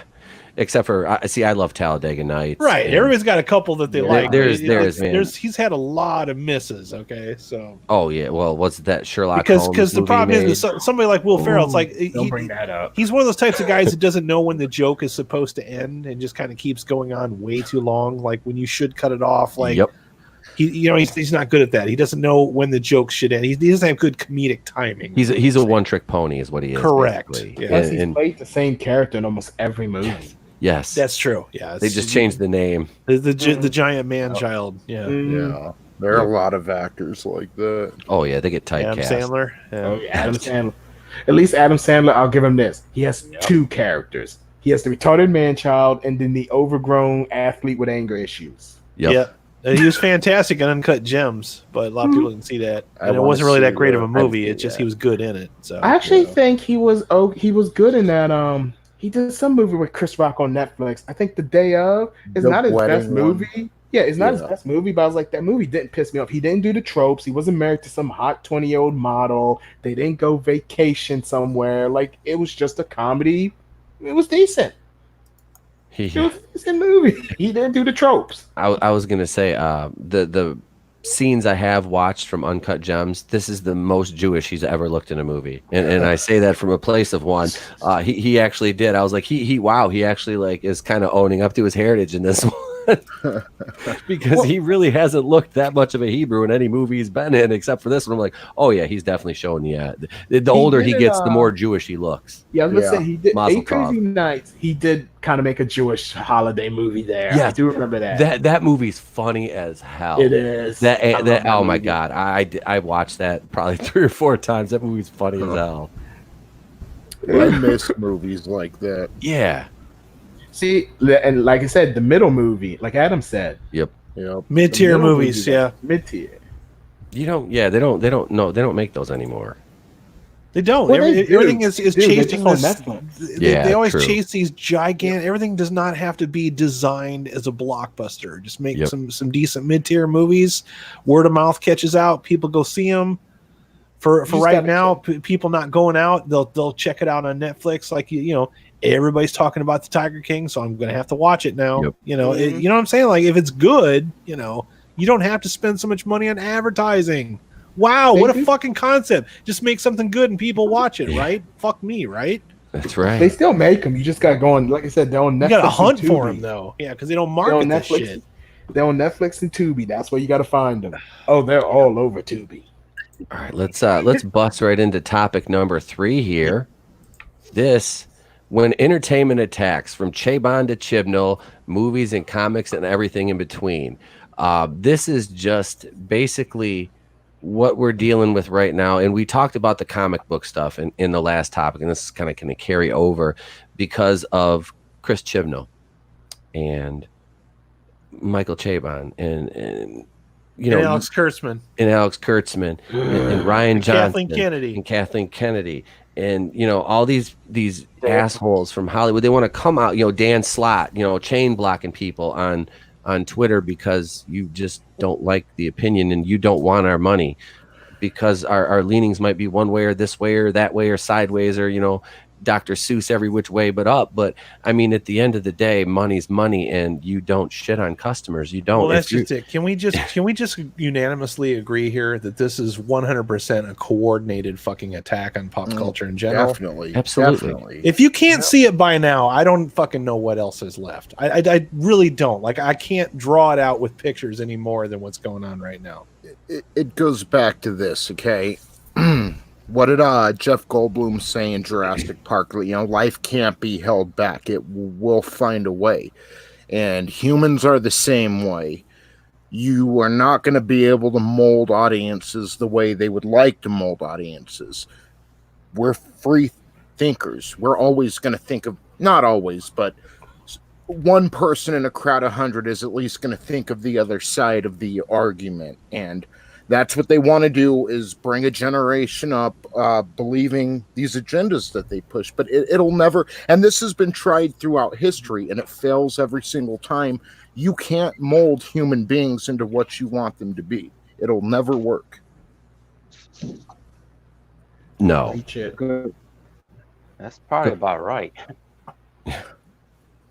I mean, that's what that's the root of it. They want to mold people's minds and their opinion. That won't ever happen, ever, no matter how much money you have. So you take so first one, what, Doctor Who? We want to talk about that one first. Yeah, go right to it, man. Ooh. Fucking Doctor Who. You know, I give it as much patience as I possibly could. All right, because my sister got me into Doctor Who, and I started watching Doctor Who with before Tennant, Chris Eccleston. All right, I started watching there, and the only reason I even knew about Doctor Who when I was a kid, I didn't really watch Doctor Who because I thought it was weird, But I mean, as you grow older and you understand stories and pacing more, you start appreciating those things. You're not just looking at special effects. I mean, you're watching shows for the story, but. Christopher Eccleston, I remember like podcasts and stuff would be talking about Doctor Who. I'm like, oh man, that weird British show with the guy with the scarf, and then I didn't realize that he changes. Okay, I didn't know these things. I didn't even know he's an alien. All right, my sister had to tell me all these things, So I started getting into it, man. And I watched all the seasons of Doctor Who before. It was Chris Capaldi. Peter Capaldi is the one that took over. That was when I was watching Doctor Who brand new as it was coming out, and never could get into him, man. And yeah, I couldn't either. Honestly, the wokeness started taking its roots in that era, that chapter right there. It's like you could see it coming, and it's like you keep wondering, like, how much worse is it going to get? And then you wait another episode, and it's like, and then they brought in Billy, the companion Billy. And she is a design by committee, gender studies, checklist of problems. Like she's lesbian, reminds everybody in every single episode that she's into girls. Okay, orphan, poor. I mean, you anything you can possibly think of to check off a list. She doesn't even have her own personality. She is literally a grocery list of caricatures. Okay, so. When they got rid of her, I wasn't in the least bit sad. Okay, and then even with Capaldi, he finally started to win me over, like towards the very, very fucking end, because I knew the guy was trying. I never thought it was the actor. I just thought it was the writing for sure. All right. Then you bring in this new fuzzy nuts, Chris Chibnall here, and I didn't know anything about him. And he brings fuzzy nuts, and he brings in fucking Jodie Whittaker, and I knew something was up because when I watched the pilot. This was when I still had cable box. They were showing commercials in between Doctor Who, and they were sitting in the Comic Con, like Chibnall and Jodie Whittaker, and all they're doing is just jerking each other off about, oh, well, we got a female now, and we're going to have all this representation, and we got this, and we got that empowerment, rah. And every time they do that, you can hear everybody in the background going, woo, and doing that whoop whoop yelling thing that they do, and I'm like, oh wow, this is what it's come down to. And I knew that that's where they were going to go with this shit, and it's gotten worse and worse and worse. 2 seasons, nobody's watching this fucking show anymore. Nobody. But with Doctor Who, they've got a captive audience because the taxpayers fund this trash. Imagine that you pay for the entertainment, and they tell you what's good for you. That's like some fucking Orwell type shit. Imagine that. Mm-hmm. And now we have Picard. Now I have not seen Picard, so I'm going to hand this one over to Alex. Tell the audience about Picard, my friend, because you were kind of ready to defend it, and I was ready to defend it until like the last 2 minutes of the final episode. Damn. It had some problems, but I was ready to let it go. I was like, it's cool. You have the little member berries, like we're bringing in old cast members, which I thought that, it was very member berries, but they were way more likable than the new characters. So I was like, cool, bring out Riker, bring out Troy. 7 and 9, okay, you made her the Punisher of Star Trek, but she's still entertaining. And we all love Jerry Ryan. So. Oh, yeah. Yeah. And look, I was even that woman is aged like a fine wine. That is one good thing I will say about Picard. I will still bang her. Out of every female on that show, she's still 7 and 9, still getting it. That but woman apparently is otherworldly gorgeous. But apparently 7 and 9 wouldn't want me anymore. It's the last 2 minutes. Nope. Okay. Before I get into the last 2 minutes, I'm gonna actually try to. I was getting ready to praise the show because the last 2 episodes, I will get into spoilers. So if you haven't seen Picard, I'm gonna get into it. Does anyone care? No, spoil the shit out of it because I don't think people should watch it. The last 2 episodes, I was going to praise it because they stop with the whole Romulan crap. They go exploring. They find a new planet. They land on it. They meet new aliens, which turn out to be the droids. The sense, I think it turned out, what's his name? Data was actually an alien this whole time. I don't quite get the specifics, and I'm not watching it again to find out. but there's an army of Sith. They do first contact protocols. I was like, oh my god, this feels like Star Trek again. It feels like Star Trek. Picard's having philosophical debates about it. I was like, okay, I'm digging it. And then the climax, because it was a two-parter, they decide they want to rip off Mass Effect 3, where this alien race is now the Reapers, and they want to assimilate all mankind. If only there was some other Star Trek cybernetic villain that did that. I don't know. Maybe it's just me. Maybe it's just me. Okay, so it's stupid, but I let it go. But the last 2 minutes, let me get into this now because people have called me homophobic for this. The last 2 minutes, you see Jerry Ryan, you see 7 or 9 with Picard's new number 1, and they're holding hands in a romantic way. Now, the reason that bugs me is not because, ooh, you made 7 lesbian. It's because you didn't build up to it. These two characters do not have a single line of dialogue to each other through the entire season. And yet, in the last 2 minutes, oh, they're just a couple now? You threw it in there just so you could pat yourself on the back and jump up and down and say, oh, look what we did. That's what it felt like. It felt like they finished the episode and they're like, oh, crap, we forgot to fill out the LGBT quota. Okay, quick, these two characters are now lesbian. Yep. Like, never hint. If you had hinted at it, if you had maybe been like, okay, they became friends throughout this entire adventure. Okay, it's silly, but I could understand if they became lesbians. Like, these two characters never talk. Superman and Wonder Woman in the DCEU has spoken more lines to each other than 7 and 9 and Picard's new second in command named Raffi. They have, even in the scene, they're not talking. They're just holding hands. It's just like, that's weird. Where did that come from? Where did that come from? So they did a Star Wars then from Rise of Skywalker. It's pretty much Star Wars. You gonna tell them about what they did to Picard himself? Oh God! Okay. Yeah, people need to know this. They need to know this. They turned Picard into a baby back bitch. Everyone is basically insulted. They cucked him the fuck out of his own show, cucked. dude. He is cucked. There, you have all through the show. You got people telling him to fuck off and sheer fucking hubris, and they drop a lot of f-bombs in Star Trek. So they don't do that in Star Trek. Well, they do now. In the CBS Star Trek, they do. I swear to God, this one admiral, I think she just exists to say the F word because every time she shows up, she's like, sheer fucking hubris. Shut the fuck up, Picard. Fuck you, Picard. We don't need you, fucking Picard. Like, okay, lady, we get it. You're TVMA. Like, that doesn't make you mature. If anything, it makes you more immature because you think you have to curse. And let's just get a show of hands. Press A in the chat if you wanted a dark and edgy Star Trek. Anybody? Anybody dark, edgy Star Trek? Anybody? That's what I thought. And Picard is the darkest of all Star. Even at DS9, which had dark moments, still doing some lighthearted moments and hope. There's no hope in Picard. Picard is dude. I was depressed. I had to start taking some antidepressants after Picard. Like I told you, the future's depressed. Everyone talks like it's 2020. Raffi, the second in command, is vaping. You know what's fucked up about this, guys, is like, was it not just even a week ago that we were talking about how fucked up Doctor Who went?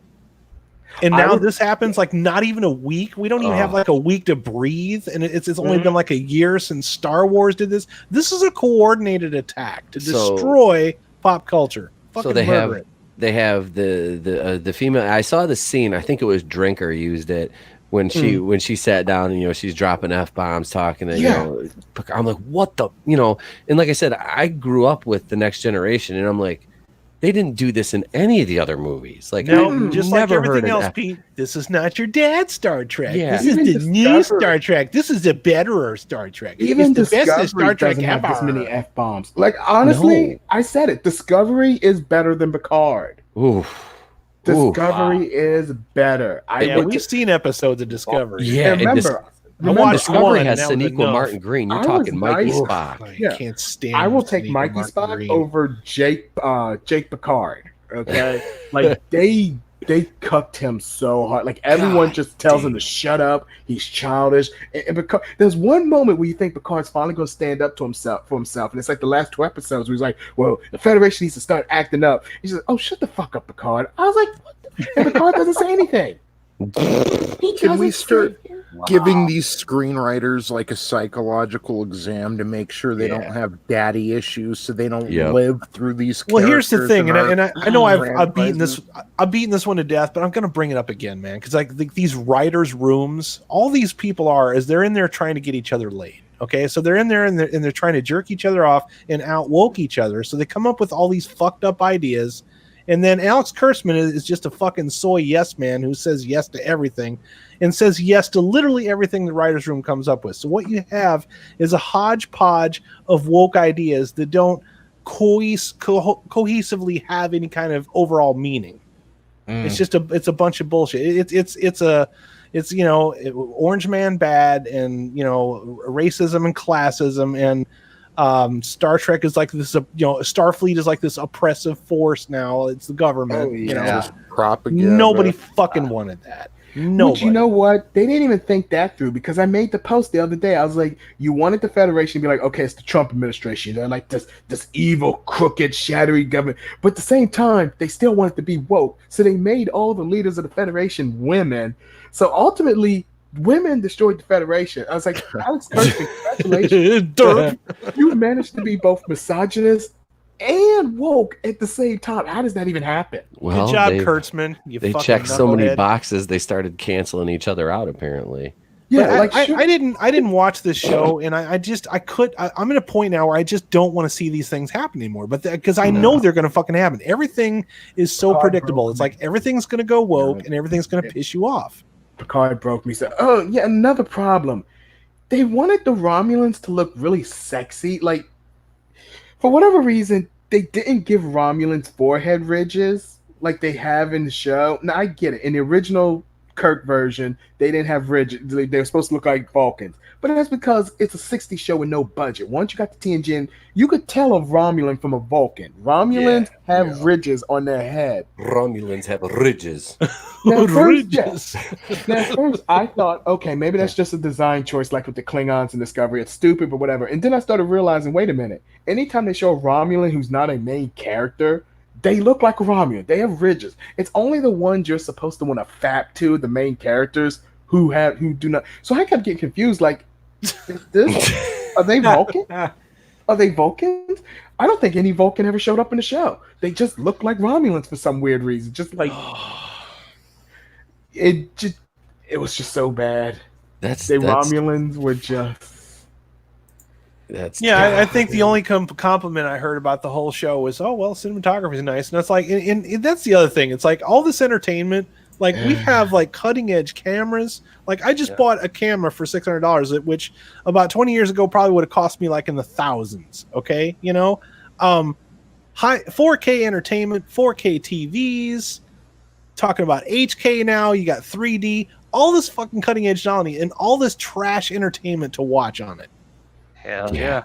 And let's not forget, they blew their load on so many F-bombs. They didn't have enough money to properly do the big space battle at the end, because when the Federation finally I heard that was pretty bad. Like they just copied and pasted the same ship over and over and over again. Exact same ship like hundreds of times. So they pulled a Rise of Skywalker and just had 1,000 fucking Star Destroyers or whatever. They did not have the budget to make any. They could make all the Romulan ships look the same. They can make all the Reaper ships look the same, and they can make all the Federation ships look. They don't have the money for a fourth design. Okay. Oh well, not only that, Alex, but I think there was a drinker that pointed out that when they used the back footage, when they were watching the back footage of Picard as Locutus, they still had the Getty Image watermark in the fucking GIF image they were using. Oh God, I saw that. Yeah, that's how bad this entertainment is, guys.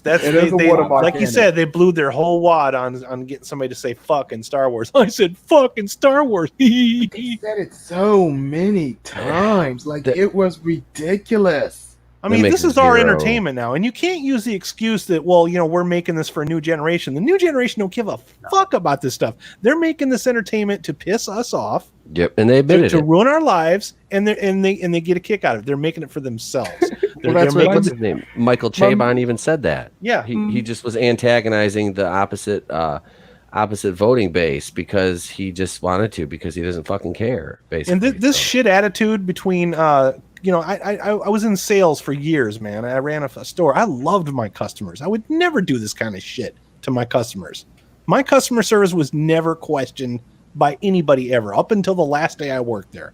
Never. Loved my customers. If I had treated my customers like this, I would be fucking out of business. Exactly. It's the same thing with like restaurants. Like you can't operate a restaurant with like a 25% rate of success or, customer satisfaction and stay open. That means you're literally serving shit. And that's why I'm so angry. It's not so much that these things keep happening because we just know that they are now. It's the shit attitude that they have about this. And it's like you keep asking yourself, well, how long? How much more money can you afford to lose to keep doing this? And it's that, like I said, Tony said, they're not going to fucking indoctrinate us. So what's their end game here? Especially aren't going to fucking do it now, because now you can just turn off your fucking TV set. We're done. They want to cut off their nose to spite their face. That's the intelligence level it seems that we're dealing with. I mean, I want NBC to buy Star Trek back. So I know that's been the rumor. Anybody buy Star Trek? Fucking Quentin Tarantino buy Star Trek. So, no, I want Tarantino to have it either. Let Seth MacFarlane buy it then, because at least he cares about it. That's what NBC wants to do. They want to buy it so they can let Seth MacFarlane run it. Jesus Christ! Bring back fucking Ronald D. Moore and Rick Berman. Seth MacFarlane could quickly become one of the wealthiest men in television, with just Family Guy and The Orville, and then if he went back to Star Trek, I mean, and he has a soft spot in his heart for Star. He was in an episode of Enterprise, so Seth MacFarlane does like Star Trek. He's come out and said that before, and that's because the Orville's like an homage to what Star Trek should be. I would like to see any science fiction franchise right now with just a shred of optimism in it. You know what I mean? Because it's like you've turned Doctor Who into an after-school special, and you turned Star Trek into this dystopian, nightmarish fuckfest. Written by Alex Kurtzman. And Alex Kurtzman is the worst writer in the entire universe. Everything that this guy has written has been 100% garbage. I don't know why this guy keeps getting jobs. He must just know everybody or suck a lot of dick. I don't know. He gets all the fucking jobs. He's got those. Go ahead. Almost like they're just trying to divide people and kill off these things that we love. They bring him in because they know he'll butcher the fuck out of it. And there's no way normal way in any world that somebody like that cared about Star Wars would have ever given Rian Johnson the keys to the middle fucking chapter of Star Wars. And that's why I think they brought him in as well to butcher it. So he can have fun with his whodunits and his fucking loopers or whatever, but he should not have ever done a Star Wars. Yeah. Yep. I agree. And I am sick and tired of the future. Look, I'm sick of Blade Runner. I don't need everything to be Blade Runner's depressing. I don't need every future to be Blade Runner. Like, give me some hope. I like Blade Runner, but I agree. Blade Runner needs to stay Blade Runner. Don't make everything into Blade Runner. That's the problem with Hollywood now. It's just one formula for everything. Yeah. And everything comes off like Game of Thrones to me. That's what it all feels like. Everybody's trying to imitate Game of Thrones. And with fucking Picard, you had characters on there. You had a character on there that looks exactly like Legolas. Nice. That's really exactly. He has a sword. He's got his hair the same way, and he's a Romulan, but he's Legolas. So it's like if you squint a little bit, it's like, oh, he looks like the dude from fucking Lord of the Rings. That's how stupid this entertainment is, man. It's like no fucking thought. And all they do is rip off plots from video games and think that nobody will fucking notice. And they ripped off Dune, too. I forgot that part. Because that boy is raised by a bunch of Romulan warrior nuns who have prophets of visions. Oh, okay. So the Bene Gesserits. Yeah. Yes. Picard ripped off everything except for Star Trek. There's a Han Solo character in there. There's a Han Solo. It still wants to be Star Wars. Yeah, there's an Ian Malcolm Han Solo character in there because everything has to be that now too. So there's even like a Doctor Who. Like there's this one female. She looks like the female Doctor Who. She talks like the female Doctor Who. I was like, it just didn't want to be Star Trek. That's the only thing it wanted to avoid. They got magical bullshit machines that like literally you just use your thoughts and just like instantly fix stuff. Like it just reproduces by whatever you wish into existence or some shit like that. I didn't watch it. I don't want to, but it doesn't make me less angry. It saddens me that nothing is unscathed at this point. There's like we're always saying we're gonna fight pop culture or fight to save pop culture. How? These idiots have all ruined everything already. I mean, will these things rebound? Maybe, but what does it take to get that to happen? At what point are they going to realize that these things have to start making money again? This is a coordinated attack. They would never wanted to make a single dime off of any of this shit ever. No, they act like this is the be all end all of entertainment, and we're just gonna sit back and this is what we're gonna watch. Well, no, because we're not gonna pay for your streaming services. We're not, because you can't sell an entire streaming service on one fucking show. It does not work. It will fail, and CBS All Access is a mess now as it is. So, and they're ending STD after, what is it, the third season or whatever. Isn't it that? I think they're. I don't know. I stopped following STD. They said they were. I think it was Gary from Nerdrotic was talking about it. They're going to end that, and and then they acted like, oh, well, it was only meant to go this many seasons. It's like, no, you don't have any funding for the show anymore because nobody's fucking watching it. Netflix pulled the plug after season 1. Yep. You're not going to get any funding for this shit. No, Netflix in the U.S. didn't want it, so they don't carry the STD on there anymore. It's strictly on CBS All Access in the U.S., but abroad it is on Netflix. These people can't be this dumb. They can't be this dumb. They knew what they were doing when they named this show Star Trek Discovery. It'll say STD. Did anyone ever watch Voyager? Very little. Few episodes. I didn't watch it all the way from start to finish. My thing with Voyager, the reason why I didn't watch it from start to finish is I like it, but to me it always felt like Next Generation light. Like Diet Next Generation. Like it was not quite as deep as Next Generation, but it was kind of trying to be that a little bit. There was a character on the show who showed up like in the last 2 seasons named Icheb. He was another Borg that they saved. He kind of became like a son to 7 and 9. Okay. They brought him back in Picard for all of the first 2 minutes of an episode, so you could see someone rip his eye out and cut it open like Hostile style. Like you can see the little tendons. They rip his eye out, cut it off with a laser, and then 7 comes in and has to save him. But then he's like, shoot me. So each gets killed off in the most unceremonious way ever. Like in a gory, like just horrible way. Like it was horrific. It was more violent than anything I've seen in Saw. This was the show that was supposed to quote unquote save Star Trek because Discovery has been an absolute failure from start to present. And now this Picard show is even worse than Discovery, is what I'm hearing. So Hugh, you remember Hugh the Borg, the one? I do remember Hugh. Yeah, it was iBorg. It was one of the best episodes there was. He gets killed off unceremoniously too. Although he does make it into a few episodes. He does get to meet Picard, but then he gets killed off in like the most punk way ever. The Borg aren't in this. They're completely. Oh yeah, they kind of neutered the Borg too. The Borg gets killed by like the Romulans because 7 and 9 brings the Borg back to fight the Romulans, and the Romulans just basically say, "Open the Borg cube," and you just see thousands of them fly out screaming in pain. Apparently, the Borg feel pain now, but But the Borg got neutered. They were a fucking hive mind. How does that? I don't. Well. Oh, well. I'd like to present a question to the panel. All right.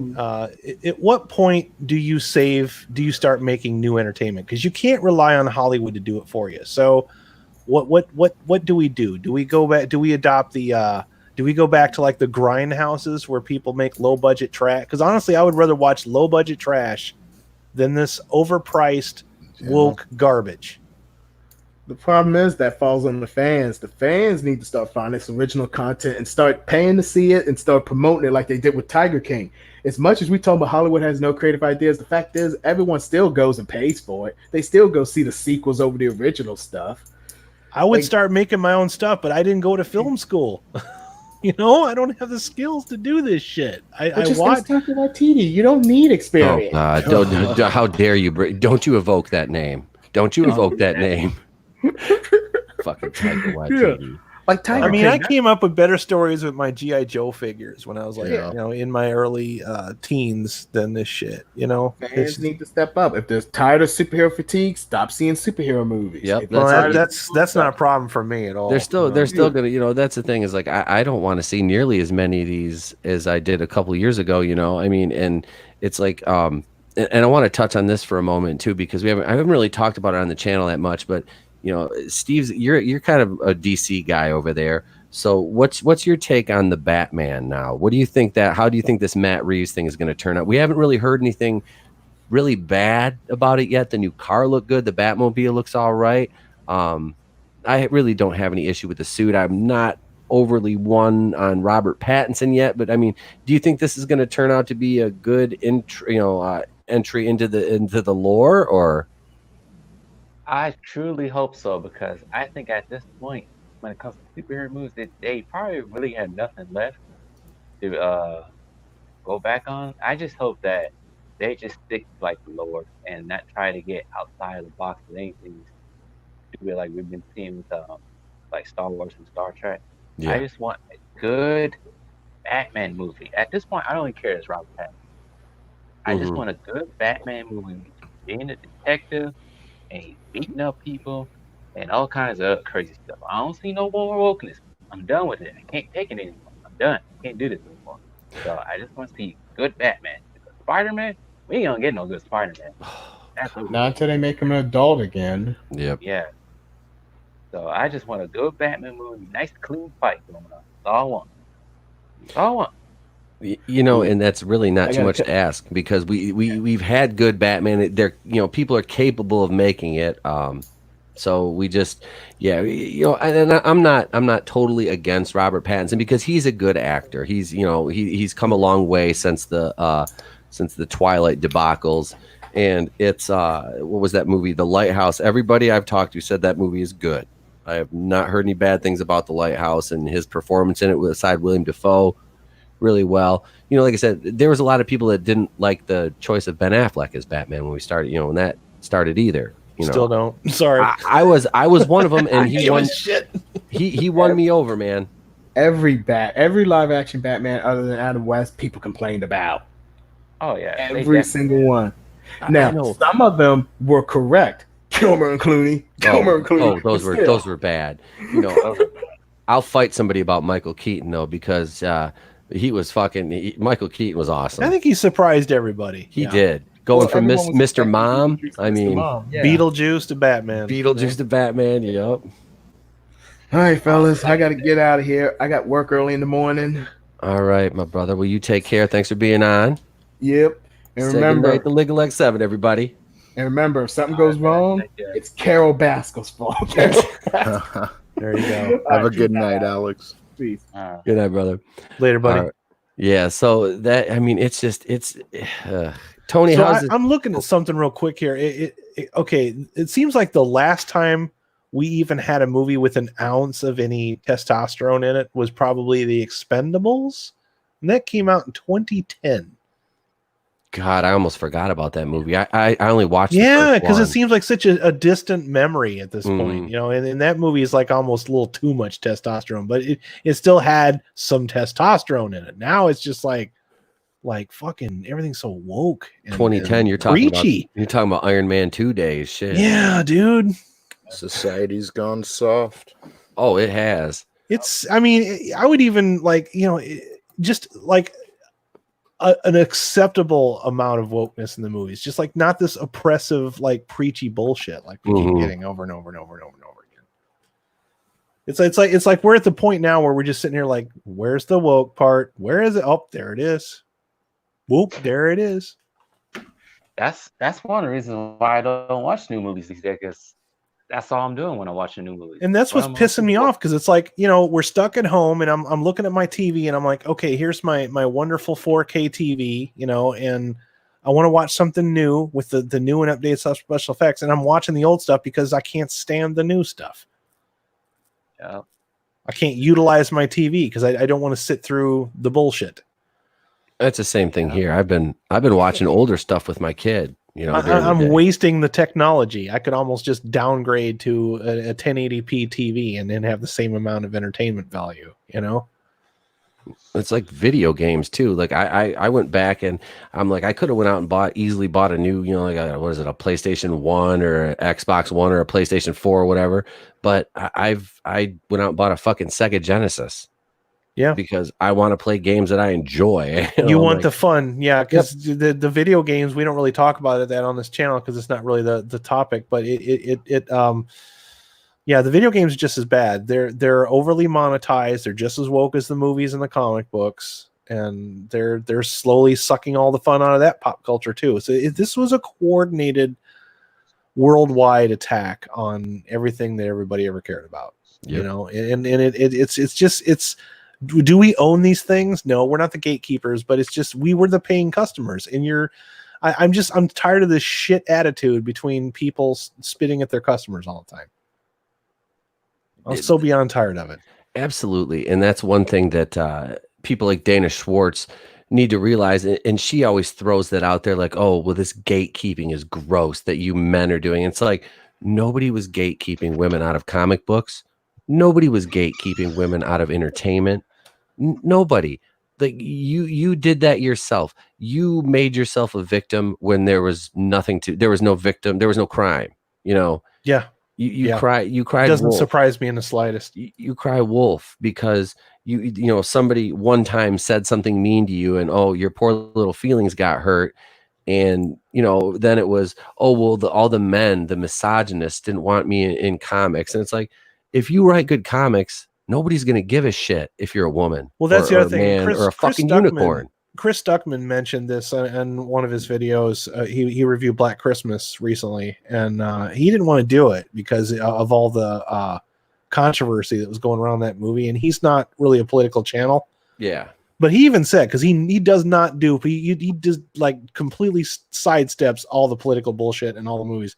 He said, it's not fair that you hide criticism of a movie behind its politics.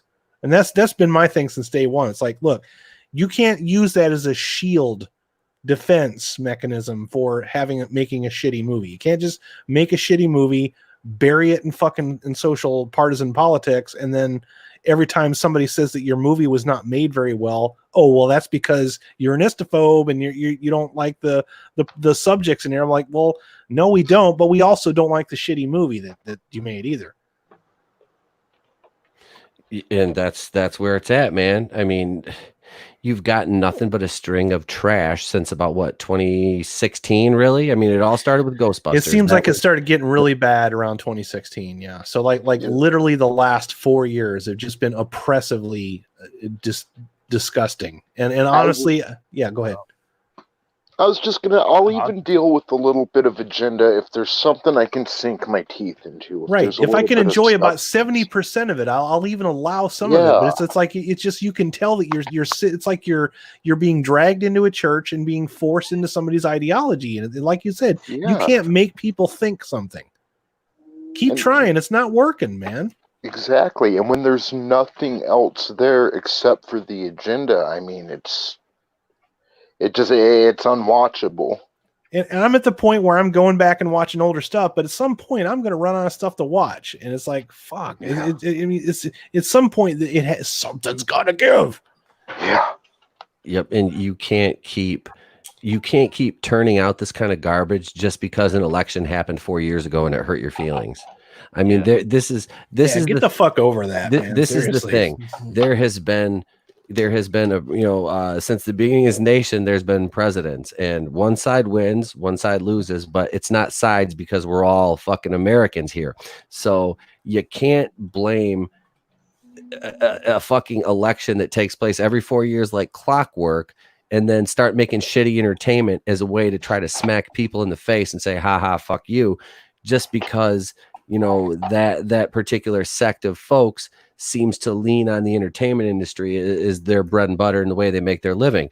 So you're purposely losing money for shareholders, investors, you know, people that have built things and created things, and you're just some little, It's really selfish when you think about it. I went to film school, so you're fucking smart. No, you're not. You're some little pretentious asshole who went to film school. That's the unfortunate. It's all the people like the makeup artists and the caterers, and then the people that drive the props to the set and all that. Those are the ones that are suffering from this the most. And I feel really bad for those people because these idiots in charge keep making this garbage. And then they're like, well, you didn't like it because you're bad people. You customers didn't pay for my product when we told you not to pay for it. And then it's your fault. Well, you told us not to. Well, it's because you guys are problematic. I'm like, well, then where's your audience at? Where the fuck are they? That's the part that nobody ever answers is, where is the audience that you were marketing it towards then? Why didn't they show up? You're saying they're not significantly big enough to support these ideas? Yeah. I'll bring up another one. I know it's not really the one that was in the list here, but I finally watched the rest of Jack Ryan. And remember I was telling you guys to watch Jack Ryan? Like Jack Ryan's great, right? Mm-hmm. Like the first season was great. The second season is 100% woke trash. Oof. It's completely about the Hillary election. That's the one with John Krasinski? Mm-hmm. They said in Venezuela, but it's so fucking obvious and on the nose that it's about Hillary losing the election. Steve, did you watch that? My dad watched it. He was telling me you should watch that, but I never got around to that. But yeah, they just the second season sucks. The first season was really good. The second season, it's almost like a complete different batch of writers came in and took over, and they made that woke too. I'm like, really, dude? Jack Ryan? What it feels like? You guys seen that movie, Invasion of the Body Snatchers? That's what it feels like. It's like every day you wake up, something you love has been replaced by woke trash. Ugh. Woke trash are the pod people. That's I call them pod people. I do. That's what I fucking call them. You bunch of pod people. They basically are. Go ahead, Steve. You go ahead and finish your point, man. But yeah, it sounds like they just can't help themselves. They just really can't help themselves. They see an opportunity to ruin something, and they go for it. And that's what's just like you guys been saying. It's just mind numbing and stupid for them to think about that like that. Mm-hmm. I don't know what's going to have to take. Well, you would think the money loss, and Tony, you can back me up on this. You would think the money loss that these studios and these production companies are incurring on these movies like this. Like, okay, I went to see Charlie's Angels. Charlie's Angels lost $100 million easy. Like, at what point do people look at Elizabeth Banks and be like, you are the fucking poison in the water hole? The literal poison in the water hole. I mean, that's a $64 million question right there, dude. And we keep saying it over and over. Like, how much more? Look how they act at award shows, because I mean that's all these movies are, literally that actor standing on stage preaching at you. This is a hill they're ready to die on, and it's not even about money anymore. It's about, we're correct, we know we're right, you need to live by our morals and values, and it's not even about the money. It's about us people in Olympus are going to tell you how to live your life. Yeah, they think it's their way is the only way. The origin of the Me Too movement is going to tell you how to be a moral person. Yeah. The people who did business with Harvey Weinstein for decades and knew what was going on and allowed it, and that's just Harvey, they're telling you what's morally just. Yep. Yeah. Well, Meryl Streep, she came out and said Harvey Weinstein's a god. Yeah. I mean, you but then she's a feminist too. So see that talking out of both sides of your mouth like that, the internet doesn't forget. Because when you're Meryl Streep, dude, I don't like Meryl Streep either. When you're at that level of fame, you're not gonna say something that's not a soundbite, a sound clip, a fucking drop somewhere, and get away with it. And you said Harvey Weinstein was a god, and now look at him. He's in fucking prison, and he's rolling over on people, and it knocked 25 fucking years off that piece of trash's sentence because he does not ever deserve to see the light of day again. He's garbage. But all the people that backed him are vicariously garbage because, like you said, Tony, they knew what was going on. They're implicit in this. They are accessories, basically, to his just trash life and the things that he's done. And remember, when Meryl Streep's talking out of both sides of her mouth, one side she's telling the truth. She thinks Harvey Weinstein's a god. And the feminism side, that's just overcompensating for the guilt she feels for placing Harvey Weinstein. Yeah, all this shit, dude. All this stuff is white. It's like white guilt. It's fucking ridiculous.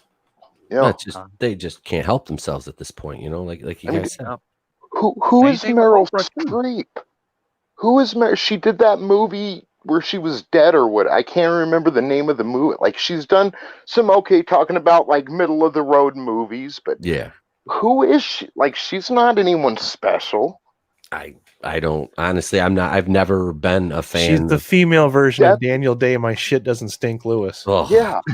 Death Becomes Her is the name of the movie. Death Becomes Her, yep. Like, who the hell are you? That's the only thing I know you from. Like, what was that? Her and Goldie Hawn and like, yeah. I went to the theater to see that, and Jack Nicholson. I did too. I hated that movie. Was it Jack Nicholson? I can't remember. Yeah, that was back during that weird time where you'd go to a movie just because it had a cool special effect. Yep. It doesn't work anymore. Jesus, like, and they place her. They act like she's a goddess. Like, yeah. Well, she's a whammon. Yeah. Yep. Whammon. That's it, dude. You respect the whammon. Fucking, oh God. She is stunning and brave. It's okay. Go ahead and say it. Women are funny. Tell a joke. Be funny. It's okay. So am I still the only guy in here that's seen Black Christmas? Yeah. God damn it. We can wait on Black Christmas and The Hunt, and we've beat New Warriors to death. I think we're gonna take it home. We're rolling about 2 hours right now. It's just a little bit past 10:30 Eastern, and I still got 9 people in the chat, but you know what, you guys, you're gonna get a lot more this week. So yeah, we've got. I'm gonna go ahead and let everybody else go around, and everybody here's got a channel to plug. So we'll start with Adam. You go right ahead. Raiders of the Lost Flicks. Obviously, if you haven't subscribed, please do so. Been kind of a rough week. I lost some subscribers because there's no movies coming out, so I'm not doing the new movies, and people don't necessarily always want to see me review old movies. But if you do, if you give me a view, you give me a thumbs up, I'd really appreciate it. Also, we are bringing back Raiders of the Lost Flicks live this week. I didn't do one last weekend. That was instant regret. I think that's why I lost a few subscriptions, but that's a show that Pete and Alex and I are on where we watch really old movies and laugh and crack jokes, and we usually have a really good time doing that as long as they don't take the stream down, because YouTube is running on Skeleton Crew. This weekend, we're doing Attack of the Giant Leeches, and we have Nick Tam from World Class Bullshitters and Real Independent Productions will be our guest star. Ooh. And I'm also going to be doing a review for Silent Rage, the Chuck Norris horror film from 1982 this week. And there are actually some pop culture subjects that I can tackle, so I should have uploads every day this week. So back to normal for me. All right. And that will move right over to Franchise History TV. Steve, go ahead. Yeah. Subscribe to the channel. What do I have this week? Originally, I was going to have something about the Justice League, the cartoon, not the movie. The cartoon, that until next week. Because I had to do some few things. But I might have to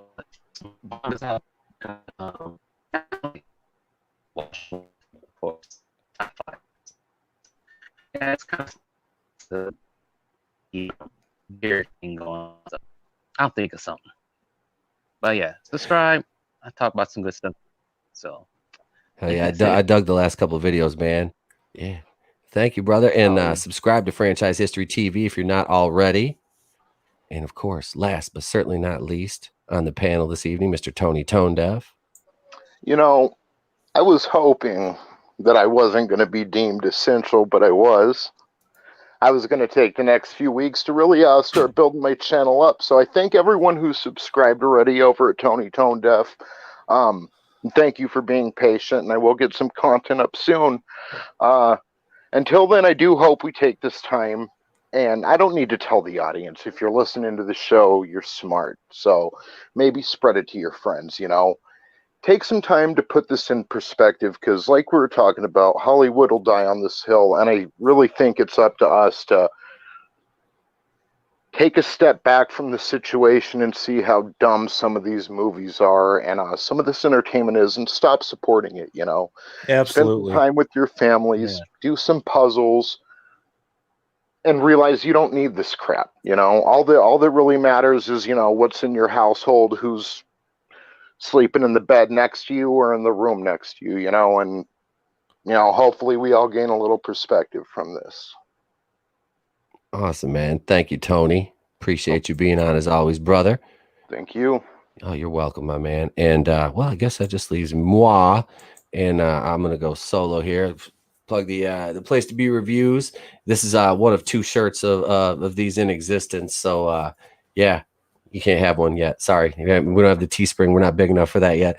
But we do have a big week planned. The rest of the channel, I'll have a single release video, at least one every day. I'm not going to do more than one because it never works out right for me.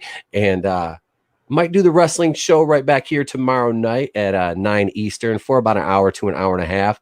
I'll see if I can get the panel together. If not, we will definitely have a full 2-hour episode of the wrestling show, the super terrific Happy Fun Time Wrestling Podcast. Next Tuesday, aka Pete Daddy Dallas Pad, next Tuesday night at 9 Eastern. This Wednesday, though, we'll be back here on the channel. Got a big show planned for Wednesday night with a super huge guest, and kind of holding that. You're just gonna have to tune in at 8:35 Eastern right here Wednesday night.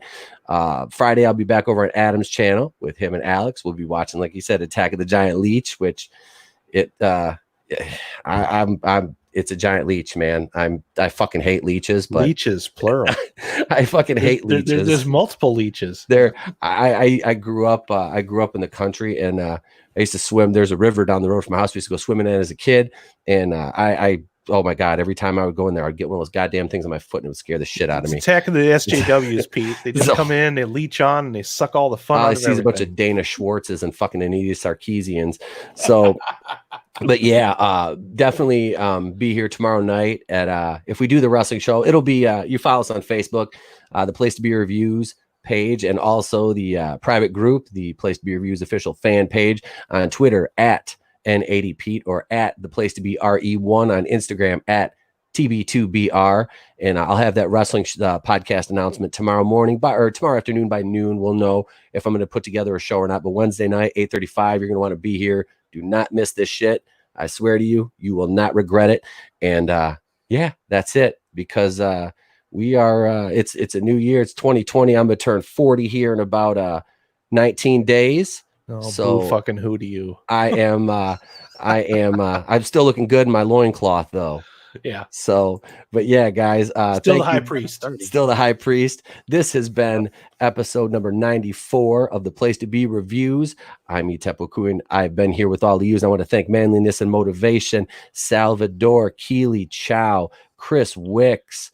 Let's see who else we got. Nico Laterra, of course, my Dominicano constituency. Admiral Tiberius was here tonight. Let's see. I'm trying to. I don't want to miss anybody, but I know there was some peeps here. I didn't see. I was bummed I didn't see Flair X tonight, but he's probably working. So hope you're safe, brother. If you listen to this on the playback, thank you, everybody. And yeah, be sure to tune in. Unless Chris Wicks banned him again by accident. He's pocket banned anybody yet, damn it. But be sure to tune in to the Keely Chow, to the show tomorrow night if we do it, and definitely Wednesday. And I will catch you guys on the flip side, because we're out like feelers and high top fades. And that's it, baby. That's episode number 94.